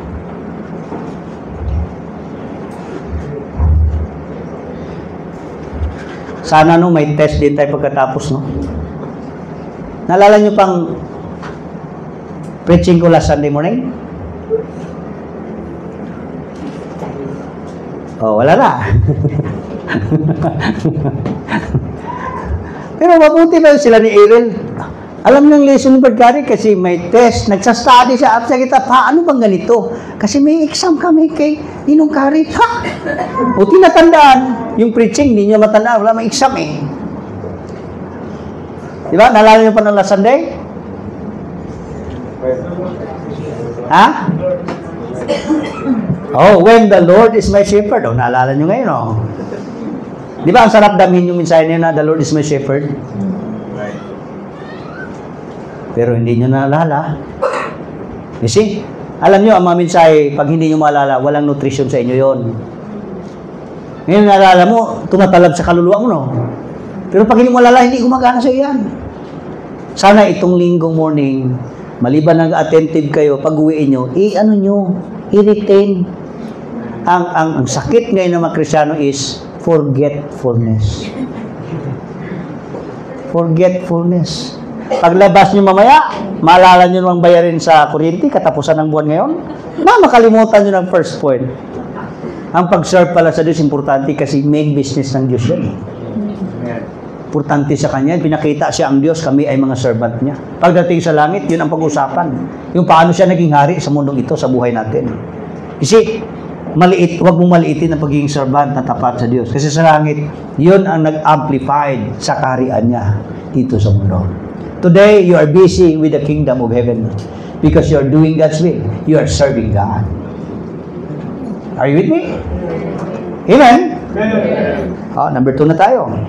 Verse 14. Not just a man traveling into a far country, but he also what? He called his own servants. Take note the word own servants. He called his own servants. What does it mean? Na pumunta siya dito sa lupa, namatay sa cross, at mayroon siyang piniling mga disciples at mga lingkod niya ngayon. It's about appointments. It's about an agreement to do something with each other. Sabi ng Diyos, ako bahala sa'yo, iligtas kita, hindi ka na ma-imperno, may langit ako, rewardan kita, pagbalik ko ulit. What you need to do, bilang ligtas, may simbahan, maglingkod ka sa akin. It's about an appointment, it's an agreement to do for a job. Hello? Nandito ka, nandito ako. I assume it na ikaw, mayroon kayong pag-uusap sa Diyos, may kasunduan kayo sa Diyos. Hindi mo pwedeng dito ka pumasok sa company, tapos nagwalis-walis ka na. Tapos expect ka ng 13 months, 13 day, pag 15 day, boss, ang sahod ko. Uy, hindi ka dumaan sa boss doon sa tawagan? Sa HR. Para ma-employed ka doon, di ba may tamang proseso? Dapat may talaga agreement. Yung pulisya, sige, itong gusto ng company, itong gusto mo, sige, nagkasunod, pirmahan. That's the appointment of the job. Tama po ba? Yeah. Hindi tayo basta-basta rito nagsiserve sa Diyos, may pag-uusap tayo sa Diyos eh. Hindi ka basta-basta pumunta dito sa church, mayroon kayong relasyon sa Diyos, may pag-uusap kayo sa Diyos. Paul never be a preacher and a missionary for the Lord Jesus without meeting first the Lord on that road to Damascus. Right. Nag-meet up na sila ng Diyos, nag-usap. After nila nakilala pa, Lord, sino ka ba, Panginoon? Then the next thing he said, Lord, ano ba gusto mong gawin ko para sa iyo? It's about commitment. There must be a certain clear agreement between the two. Nandito ka, nag-serve sa Diyos, I assume it, na behind on it, on your service, you have agreed with God. God called you to be His servants, and He is your master. Kayo ba, tanggap nyo ba na ikaw ay alipin, lingkod ng Diyos, at ang Diyos ang Panginoon mo? Have you agreed with that? Alam mo ba, ating agreement, na ating pulisya na pirmahan, ito lang naman eh. Ito, pwede lang ito punitin. But the blood of Jesus seals on this covenant. Kaya pagdating sa langit, ang authority lahat na matupad ito dahil kay Jesus Christ. Na pagdating sa langit, nothing would judge us except this word of God. Ito lang po. Now, nandito tayo dahil may kasunduan. Ang Bible, huwag niyong paniwalaan yung iba. Huwag kayong magbasa, mabaliw kayo dyan. Baliw ang tingin lang sa'yo kasi magbagong utak mo, makadiyos. Nung kasama kayo sa pamilya, ang usap nyo, mga sugal, mga ganito, kasalanan. Nung nagbasa ka sa Bible, nagbago na. Sabihin ng buong pamilya at buong barangay, uy, nabaliw na si ano. Baliw talaga tingin lang sa'yo kasi wala silang utak paglilingkod sa Diyos. Tayo naman sabihin, baliw na rin sila. Kasi wala silang utak paglilingkod sa Diyos eh. Patas-patas lang ang laro. Kung wala silang ganung isip, baliw ang tingin nila. Tama ba? Pero ang reality, kapatid, tama ang pag-iisip mo pag nandito ka nakipagkontrata. Marami kayong kontrata, no? Na nagpirma. Sa GCash, sa Home Credit. Saan pa kayo nakipagkontrata? Sa kasal ninyo, may engagement tawag yun ba? Pirmahan. I do. Oo. Saan pa kayo? Sa school. Itong pag-aaral, may pirmahan, itong gastusin, itong bayaran. Marami tayong mga bagay na nag-agreed tayo. Kaya doon tayo na bound to serve, to comply on our agreement. Are you following?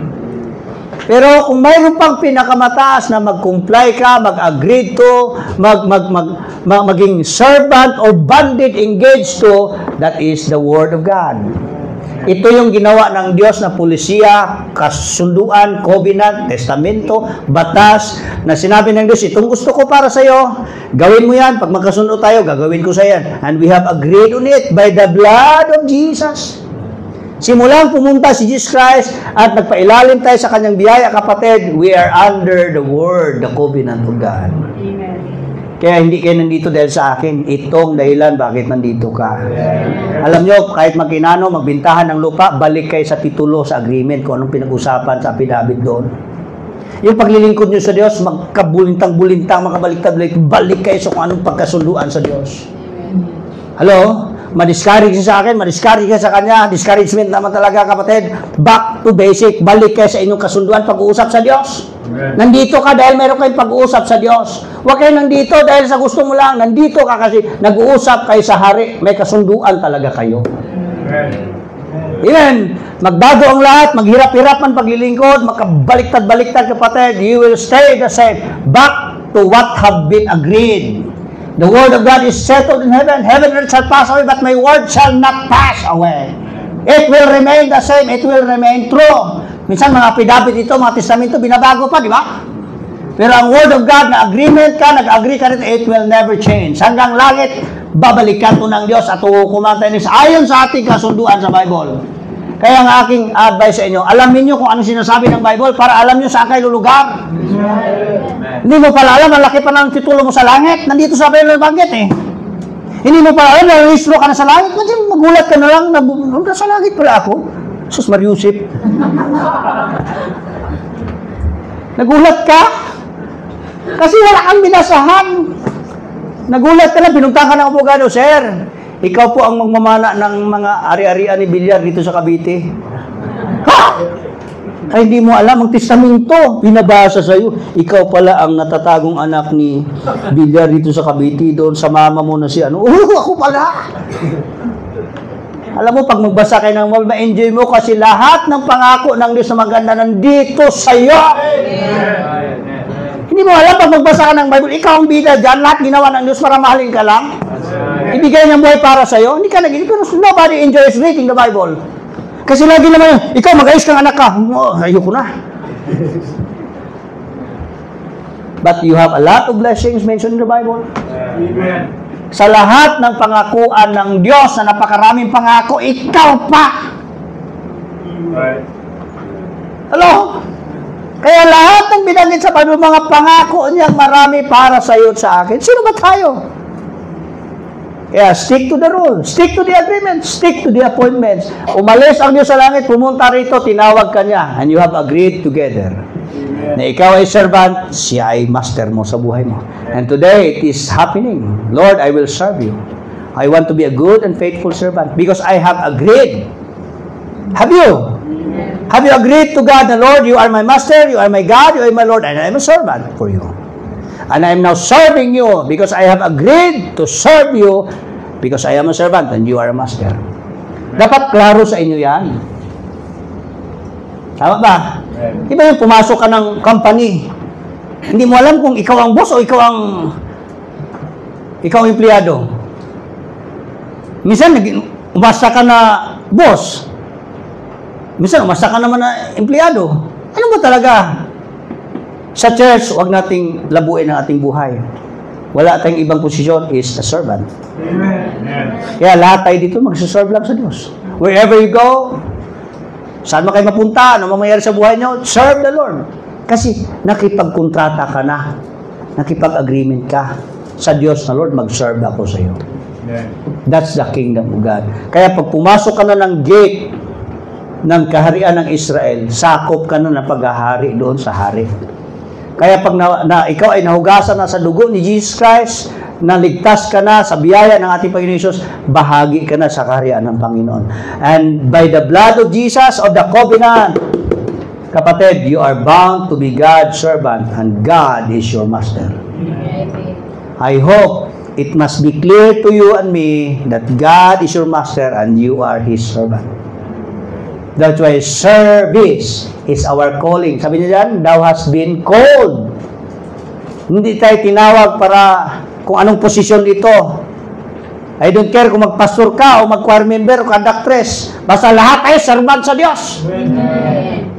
We were called to not for any position but a servant of the Lord. Kaya pagdating sa langit, walang itaas ng Diyos doon na position. It's a servant of the Lord. You see, importanteng maging servant. It is God's main business on earth. It is God's appointment with man. Bakit kailangan ko maging good and faithful servant? It is God's appointment with me. It is God's appointment with you. Mayroon ba kayong pag-usap sa Diyos? Kayo honest with your heart. To be honest with you. Clear ba yan sa'yo at tanggap mo na ikaw talaga ay may pagkakasundo na sa Diyos? May kasunduan kayo na, Lord, servant mo ko, mag-serve ako sa iyo. Kaya huwag mo siyang tawaging Lord, ha, pag hindi ka nag-serve. Kaya ang word na Lord means master. From the Greek word Adonai. Master means siya ang masunod. Ikaw, sunod-sunuran sa kanya. That's the word master. Siya ang may karapatan, magbuhay sa iyo, magpatay sa iyo. Ang buhay mo nakasalalay sa kanyang kamay. Kaya, your will is His will. His will be done, not yours. That's a servant to the master. Do you agree with that? Kaya mahilapan tayo sa kaharian ng Diyos pag hindi natin maintindihan po yun. You see, akala natin maliit lang pagiging servant. Pastor, hindi pinapansin ang pagpunta mo ng church, paglilingkod. Hindi talaga pansinin ng mundo yan. Pero importante sa Diyos yan. Ang pagpunta mo ng church, paglilingkod mo, main business ng langit yan. Main business ng Diyos yan. Yung dahilan, namatay siya sa krus. Para mabalik ka at mag-serve sa Panginoon. Now, you are serving Him today. And tomorrow again, God will bless you for more days to come. Then, mag-serve ka sa Diyos. Yun ang inyong kasunduan sa Diyos. Kontrata niyo yun eh. Kaya pumunta ka rito, mag-serve ka sa Diyos. Not because of anybody else, but because you have agreed it with God. Not because of your wife, not because of your sons, not because of your family, or nobody else. Not because ay pastor mo, papa mo, magulang mo, no. Mayroon ka talagang kasunduan. May pag-uusap kayo sa Diyos. You come here because of your personal agreement and relationship with God. Yun ang matibay. Hindi kayo nagaya-gaya lang tayo, nagaragara, na hagad lang ba? Pastor, wala kasi akong no choice eh. Kaya nandito na ako. Hindi po ganun kapatid. Talagang may pinag-usapan kayo sa Diyos. Kaya ating pagtrabaho dito, hindi ito trabaho lang. Talagang personal na relasyon sa Diyos. Nandito ka kasi mahal mo ang Diyos, master mo ang Diyos, tagapagligtas mo siya. Yun ang dahilan. Si Paul, kung mayroon pa siyang dahilan, magkapera, magkabahay, maging malusog, wala sa kanya lahat yun. Nawalan siya ng pamilya, nawalan kaibigan. I don't want naman na mangyari sa iyan, maka hindi ka na mag-church. Kasi ang dahilan lang talaga, because he was being called by God to be a messenger to the Gentiles. That's all. That's his agreement with God. Kaya mahalaga yung road to Damascus. Sabi ng 2 Timothy 1:9, who hath saved us and called us with an holy calling, not according to our works, but according to His own purpose and grace. Pag tinawag ka ng Diyos, it must be for His own purpose and grace. You see? Naglilingkod ka sa Diyos kasi tinawag ka ng Diyos. Pag sinabing tinawag ng Diyos, gumagalaw ka, namumuhay ka sa katuparan ng purpose ng Diyos. John 15:16, you have not chosen me, but I have chosen you, and ordained you that you should bring forth fruit, and that your fruit should remain. Di ba may kanta yan? Sino kumanta nakaraan ng why have you chosen me? Sana hindi nyo nakantahin yun, sorry. Kasi nandiyan ang sagot eh. Why have you chosen? Nandiyan ang sagot. Bakit tayo pinili ng Diyos? That ye should go and bring forth fruit. Asa, why have you chosen? Oh, tagal mo na, why have you chosen me? Okay naman yun, ibig ko sabihin, damhin mo kasi ganun kakamahal ng Diyos. Sa ganung point. But I'm practical with that principle. Tinawag ka ng Diyos that you should go and bring forth fruit. Tinawag ka ng Diyos para matupad ang gusto ng Diyos. Tinawag ka ng company, halika, empleyado kita, kasi dapat mong i-build ang company ng tinabahuhan mo. Huwag kang papasok sa company, magtayo ka ng company mo doon. Huwag kang papasok sa Panginoon sa paglilingkod na magtayo ng sarili mong gusto. You must submit to God, you must serve God. Kaya ang servant, napaka-importante yon. Okay. Ay, pangatlo na tayo. 10:14 ang oras. Verse 14, the same verse. Number 1, a man traveling into a far country. It means what? God's main business. That's the important business of God. Iniwan niya talaga ang langit para dito sa atin. So, that's our main business. Nung tinawag niya ang mga servants, called by His own as servants, it is God's appointment. You see?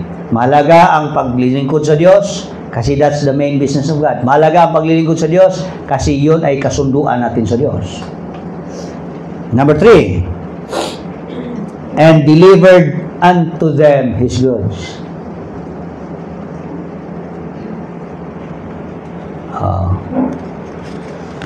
May sarap pag may dumating na parcel, no? Alam mo kung bakit takaw tayo ng Shopee, mga Lazada? Alam mo ang nakakatakaw doon, na gusto mong bumili lagi sa mga Shopee doon. Kasi nakabalot. Ang sarap kasi ng pakiramdam ng buksan. Di ba ang sarap? Hindi ba kayo nasarapan magbukas-bukas? Hello? Nandyan, pwede ka naman kabili dyan ng candy sa talagang dinam sa Shopee. Kasi ang sarap pakiramdam mag-unboxing. Ano daw ang pinakamasarap na boxing? Unboxing. Oy, hindi kayo natatawa.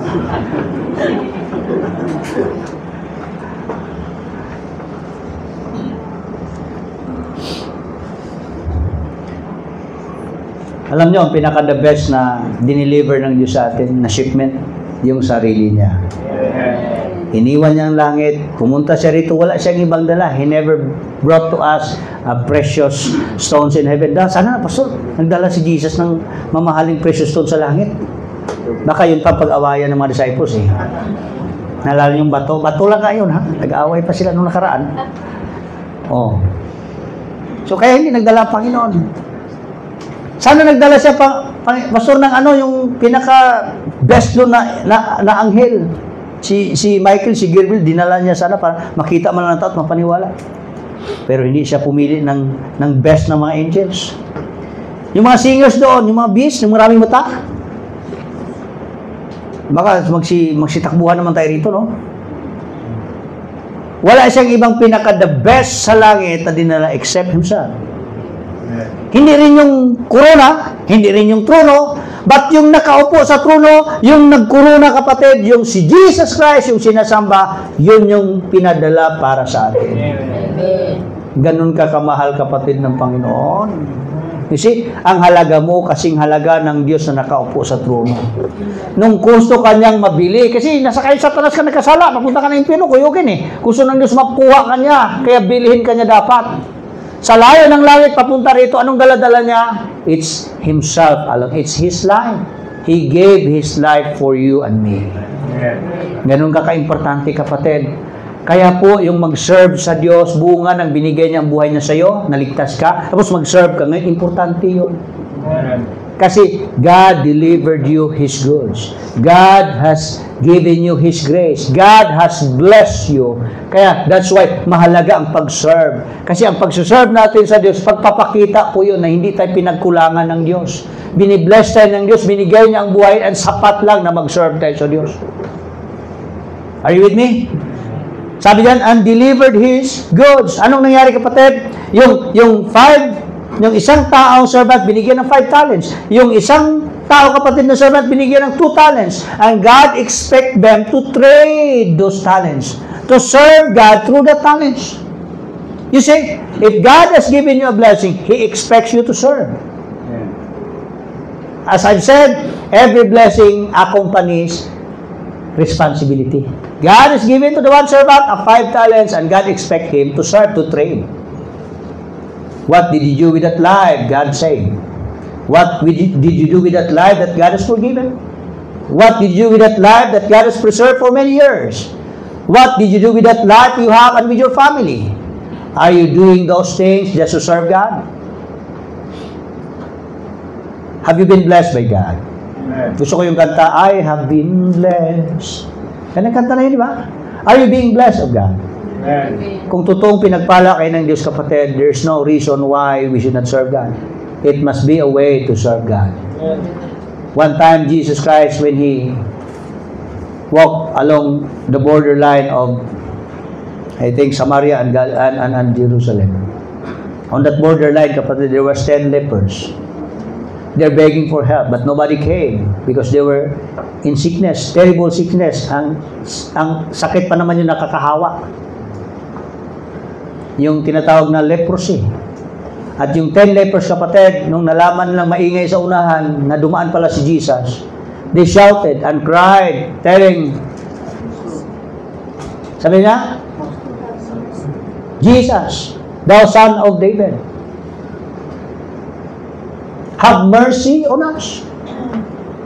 Humingi sila ng tulong sa Diyos. Sumigaw sila para marinig ng Panginoon. Nobody cares on them. Pero nilapitan sila ng Panginoon. Sabi ng Diyos, sige, gusto nyo gumaling? Punta kayo sa high priest. Sinunod nila sinabi, although bawal pumunta sa high priest pag mayroon kayong sakit. Anyway, they obeyed God. Nung isa, humakbang pala ng isa, gumaling. And the Bible says, when they saw that they were healed, gumaling po, kapatid, ang 10 yun, sumunod sa Diyos. Alam mo, masarap sumunod sa Diyos pag desperate ang kondisyon mo, di ba? Pag 50-50 ng buhay, sarap sumunod sa Diyos. Tapos mangako ka pa. Tapos pagbuhayin mo ko, Lord, bibigay ko talagang buhay ko sa iyo. Sige. Ganun lang tayo ka, ano na tao, no? Akala natin, auto natin ang Diyos. Sabi niyo, saan ka na ngayon? Pag magaling na, pag malakas na, pag kaya na. Umiiwas ka na sa Diyos. And it really happens. What happened to the 10? Among the 10, there was one. When he saw that he was healed, he turned his back. What's in his back that made him important to turn back?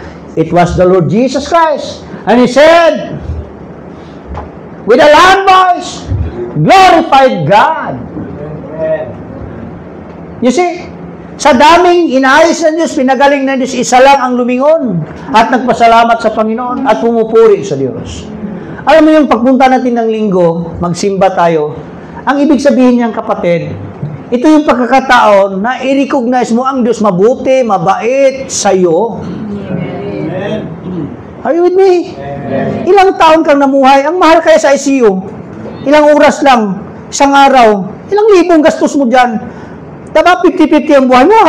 Kung pwede lang makahablot ng atay, dagdag sa ano para mabuhay. O puso, utak, gawin mo kapatid. Mahalaga ang buhay. Pero ilang taong ka na namuhay, laki ng butas ng iyong higop-higop na libre kapatid.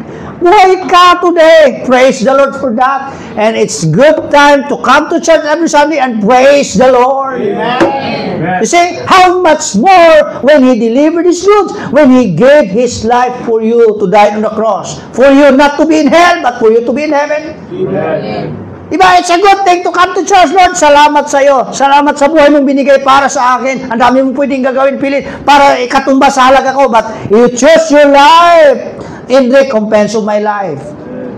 You see, kaya it's good to know the goodness of God, the blessing of God, and let's come to church and worship the Lord. Kaya minsan mapait ang Sunday sa iyo. Pag akala mo ang Diyos may utang sa iyo, Lord, ang dami kong hiningi sa iyo, hindi mo binibigay, marami akong pangarap. It's not about you. Pag sabi kasing kingdom of heaven, it's not about it, it's about the king.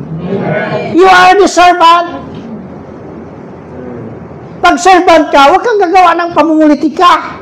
Kaya pag servant ka that time, hindi ka pwedeng pupunta sa line list ng politician kasi servant ka lang eh. Kaya hindi nga sila po yung mga asawa sa mga line list ng hari. Servant lang tayo ng Diyos, pero huwag mong maliitin yan. Importante sa Diyos yan. Dapat nagsiserve tayo. Ang Krisyanong nagsiserve, nagpapakita po yun na ang Diyos, hindi siya pinagkaitan ng pagpapala. Pinapakita mo na ang Diyos mabait, mabuti. Diyos siya talaga sa buhay mo. Pero yung wala kang gana sa Diyos maglingkod, parang sinasabi mo ang Diyos may kulang sa'yo. Diyos, Lord ha, habulin mo ko, bahala ka dyan. Huwag ganon. When He is the King and you are the servant, you are to recognize that the King is good, that the King has blessed you, that the King is everything on you. You are nothing without the King. You are nothing without God. Every time we come to Sunday, we are showing that we are nothing without God. Lahat po ng pumunta ng church, maglingkod sa Diyos, hindi po natin pinapakita na magaling tayo. Pumunta tayo sa church at pinapakita natin na kailangan natin ang Diyos. And that we are nothing without God. That's why we come to church and worship God. That's about, it is God's purpose, it is God's purpose of blessing. Bakit pa ako binibless ng Diyos? Bakit siya pumunta rito at binigay ang buhay para sa akin? Binigay niya ang buhay sa akin, pinagpala niya ako. Binigyan ako ng simbahan, niligtas niya ako. It is to serve Him.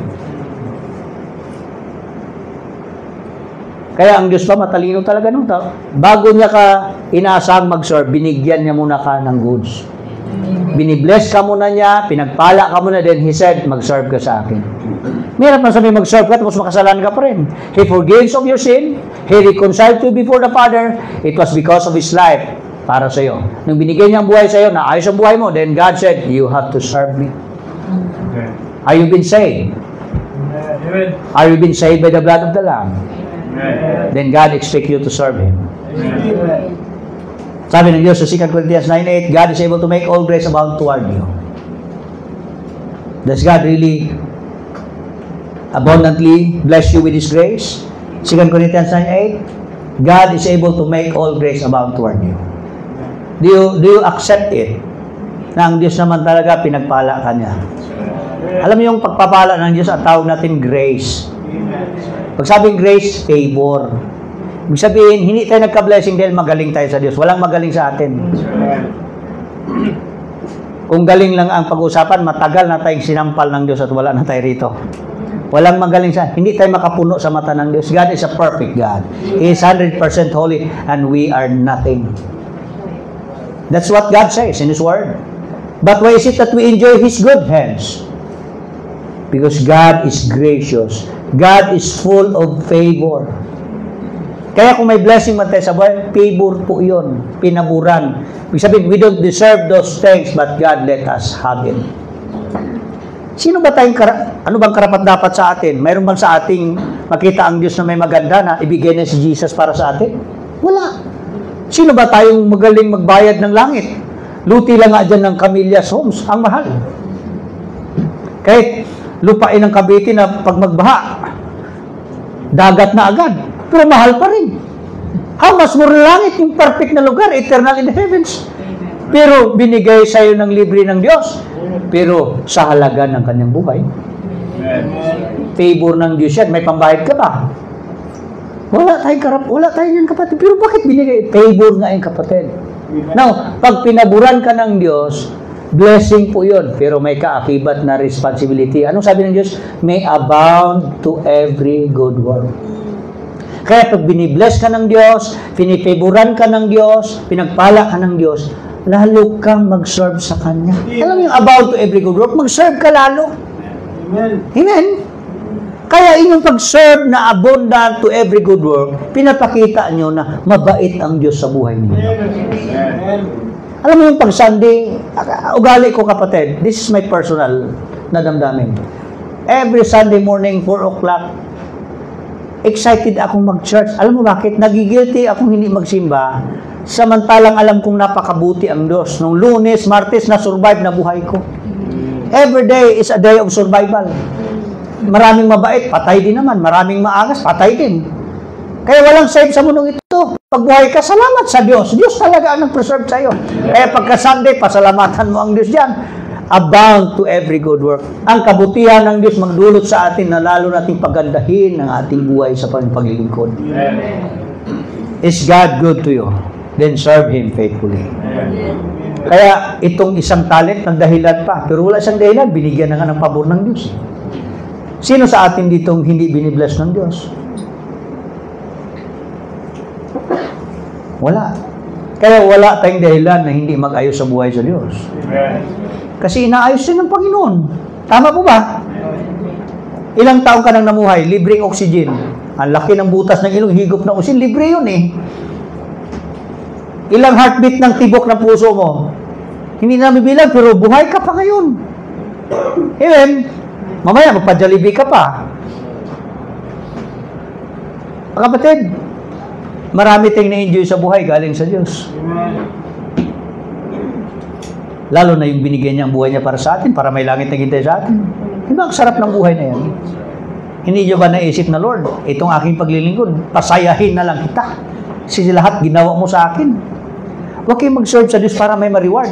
Mag-serve talaga tayo in the first place. Pasayahin na lang natin ang Diyos. Kasi napakabuti naman talaga niya. Except you have not seen it that God is good to you, then it's hard for you to serve Him. But anyway, if God is good, then it is easy, it is delightful to come to church and serve the Lord. I hope this morning, kapatid, para sa iyo, importanteng mag-serve sa Diyos. Una, yun ang priority ng Panginoon. Yun ang kasunduan natin sa Diyos. Yun ang tatak na ang Diyos mabuti sa atin. Let's all bow our heads, please, and close our eyes. Thank you, dear Lord, for this morning. Salamat na bawat sa nandito, Panginoon. Salamat, Panginoon, sa inyong mga salita. Salamat ulit na nabigyan kami ng kapahayagan. Nagkaroon kami ng lalong alab sa aming puso't isipan, Panginoon, sa pagkaroon ng pagpahalaga ng aming paglilingkod sa inyo. There were times, Lord, that we don't even take this as very important thing. At times, Lord, marami kayong pinapriority sa buhay na hindi pala, Panginoon, ito importante talaga.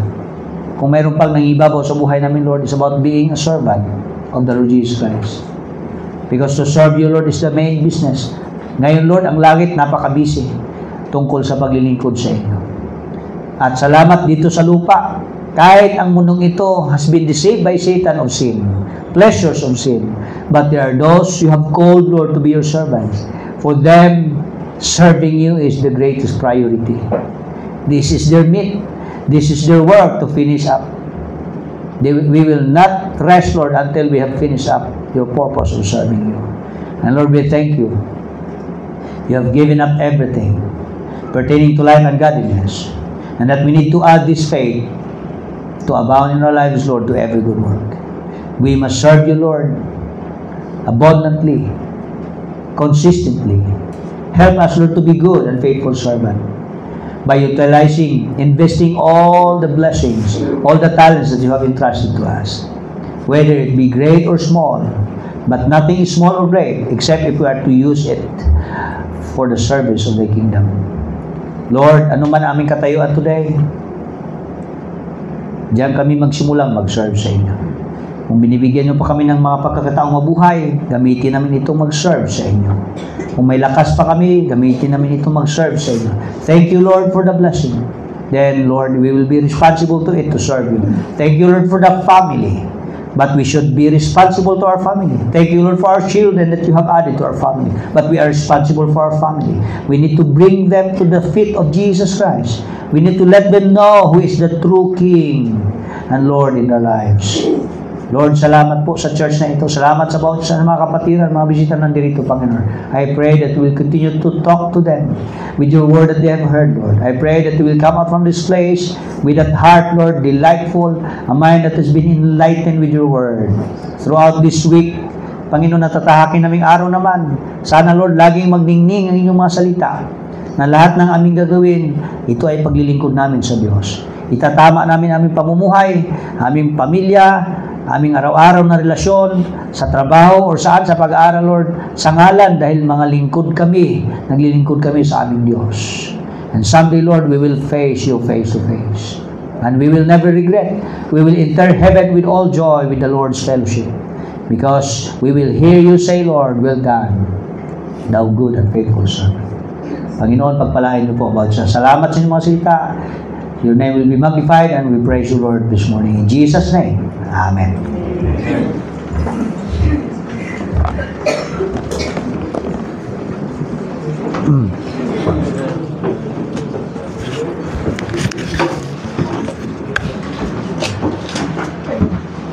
Salamat, Pastor, sa mensahe ni Ifea. God bless, Church! Amen! Pagpayin po natin ulit ang ating mga tithes and offering. Pagin natin si Brother Dennis, saka si LJ, at ni Asher. Tayo po yung malalangin muna bago tayo mag-tithes and offering. Dakila Diyos, maraming salamat po muli sa another day na nilingin sa amin. Maraming salamat po sa mensahe na namin napakinggan. Isang great opportunity po ito na aking napakinggan ang mga salita. I-bless rin po ang aming mga tithes and offering. I-bless niyo po ang aming mga puso na kailang po yung may taas, kailang ang aming offering. In Jesus' name we pray. Amen. Sige, as we give. Sorry. Okay, hawin po tayo. Send the light. The first sets are ready, sing. There's a golden thing for the restless days in the light. Send the light. There are souls to rescue. There are souls to save. Send the light. Send the light. Send the light. The blessed gospel light, let it shine from shore to shore. Send the light.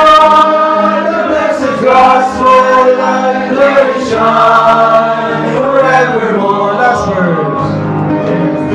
Don't worry in the work of love. Send the light, send the light. Let us gather jewels for a crown above. Send the light, send the light, send the light. The blessed gospel light, let it shine. Shore to shore, send the light, the blessed gospel light, let it shine forevermore. Amen.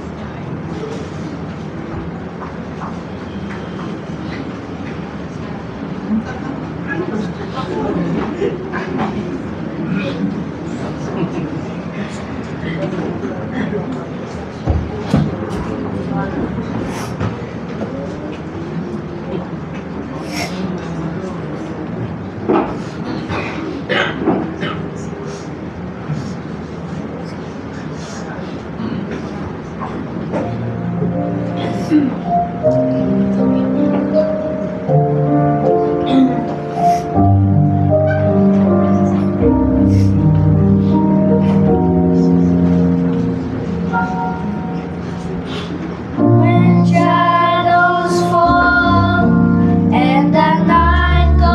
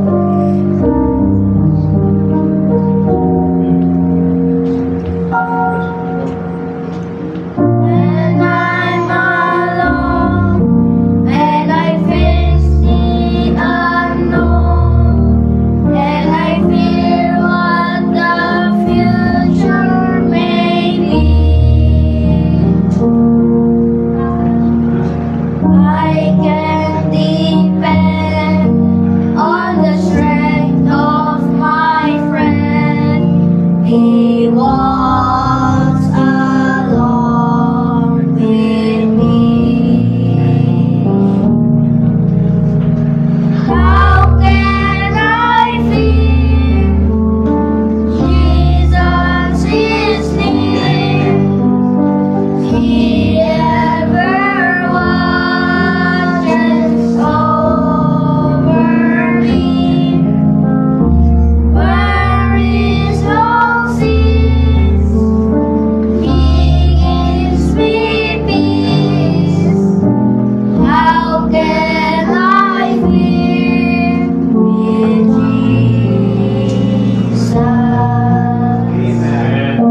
Just His King, He controls everything.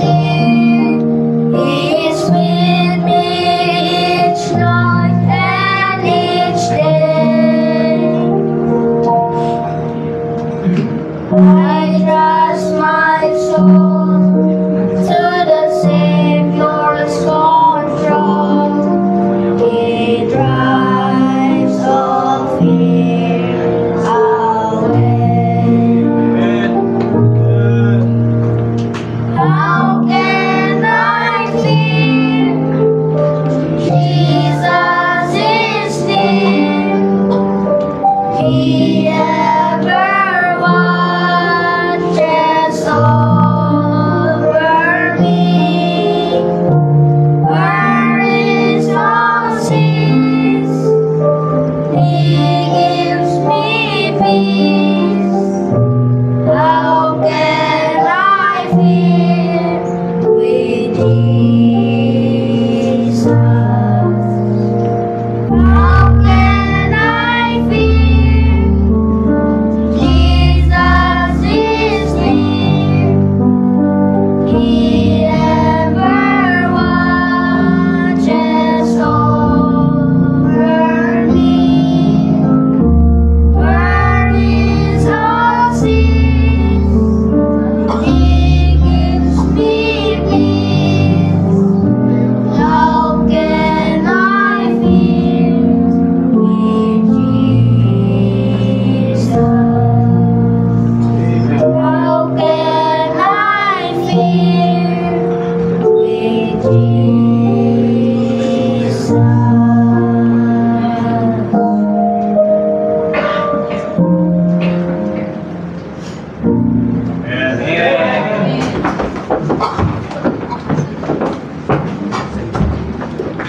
Maraming salamat sa ating Kids Choir. Mamaya po, balik po tayo sa ating evening worship.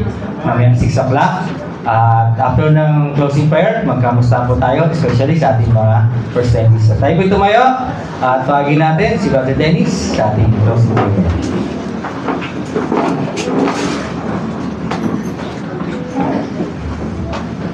Tayo, manalangin. Ama namin nasa langit, nakilang Diyos na makapangyarihan sa lahat. Panginoon, maraming salamat sa mga mensahe ang narinig sa umagang ito. At Panginoon, hinihiling po natin sa inyo, Panginoon.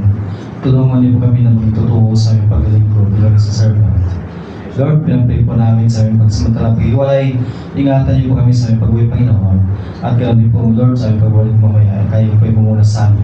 Ito po italangin namin sa inyo in Jesus' name we pray. Amen. Meet po tayo sa pag-uwi. God bless you. Amen po. God bless. Sunod siya.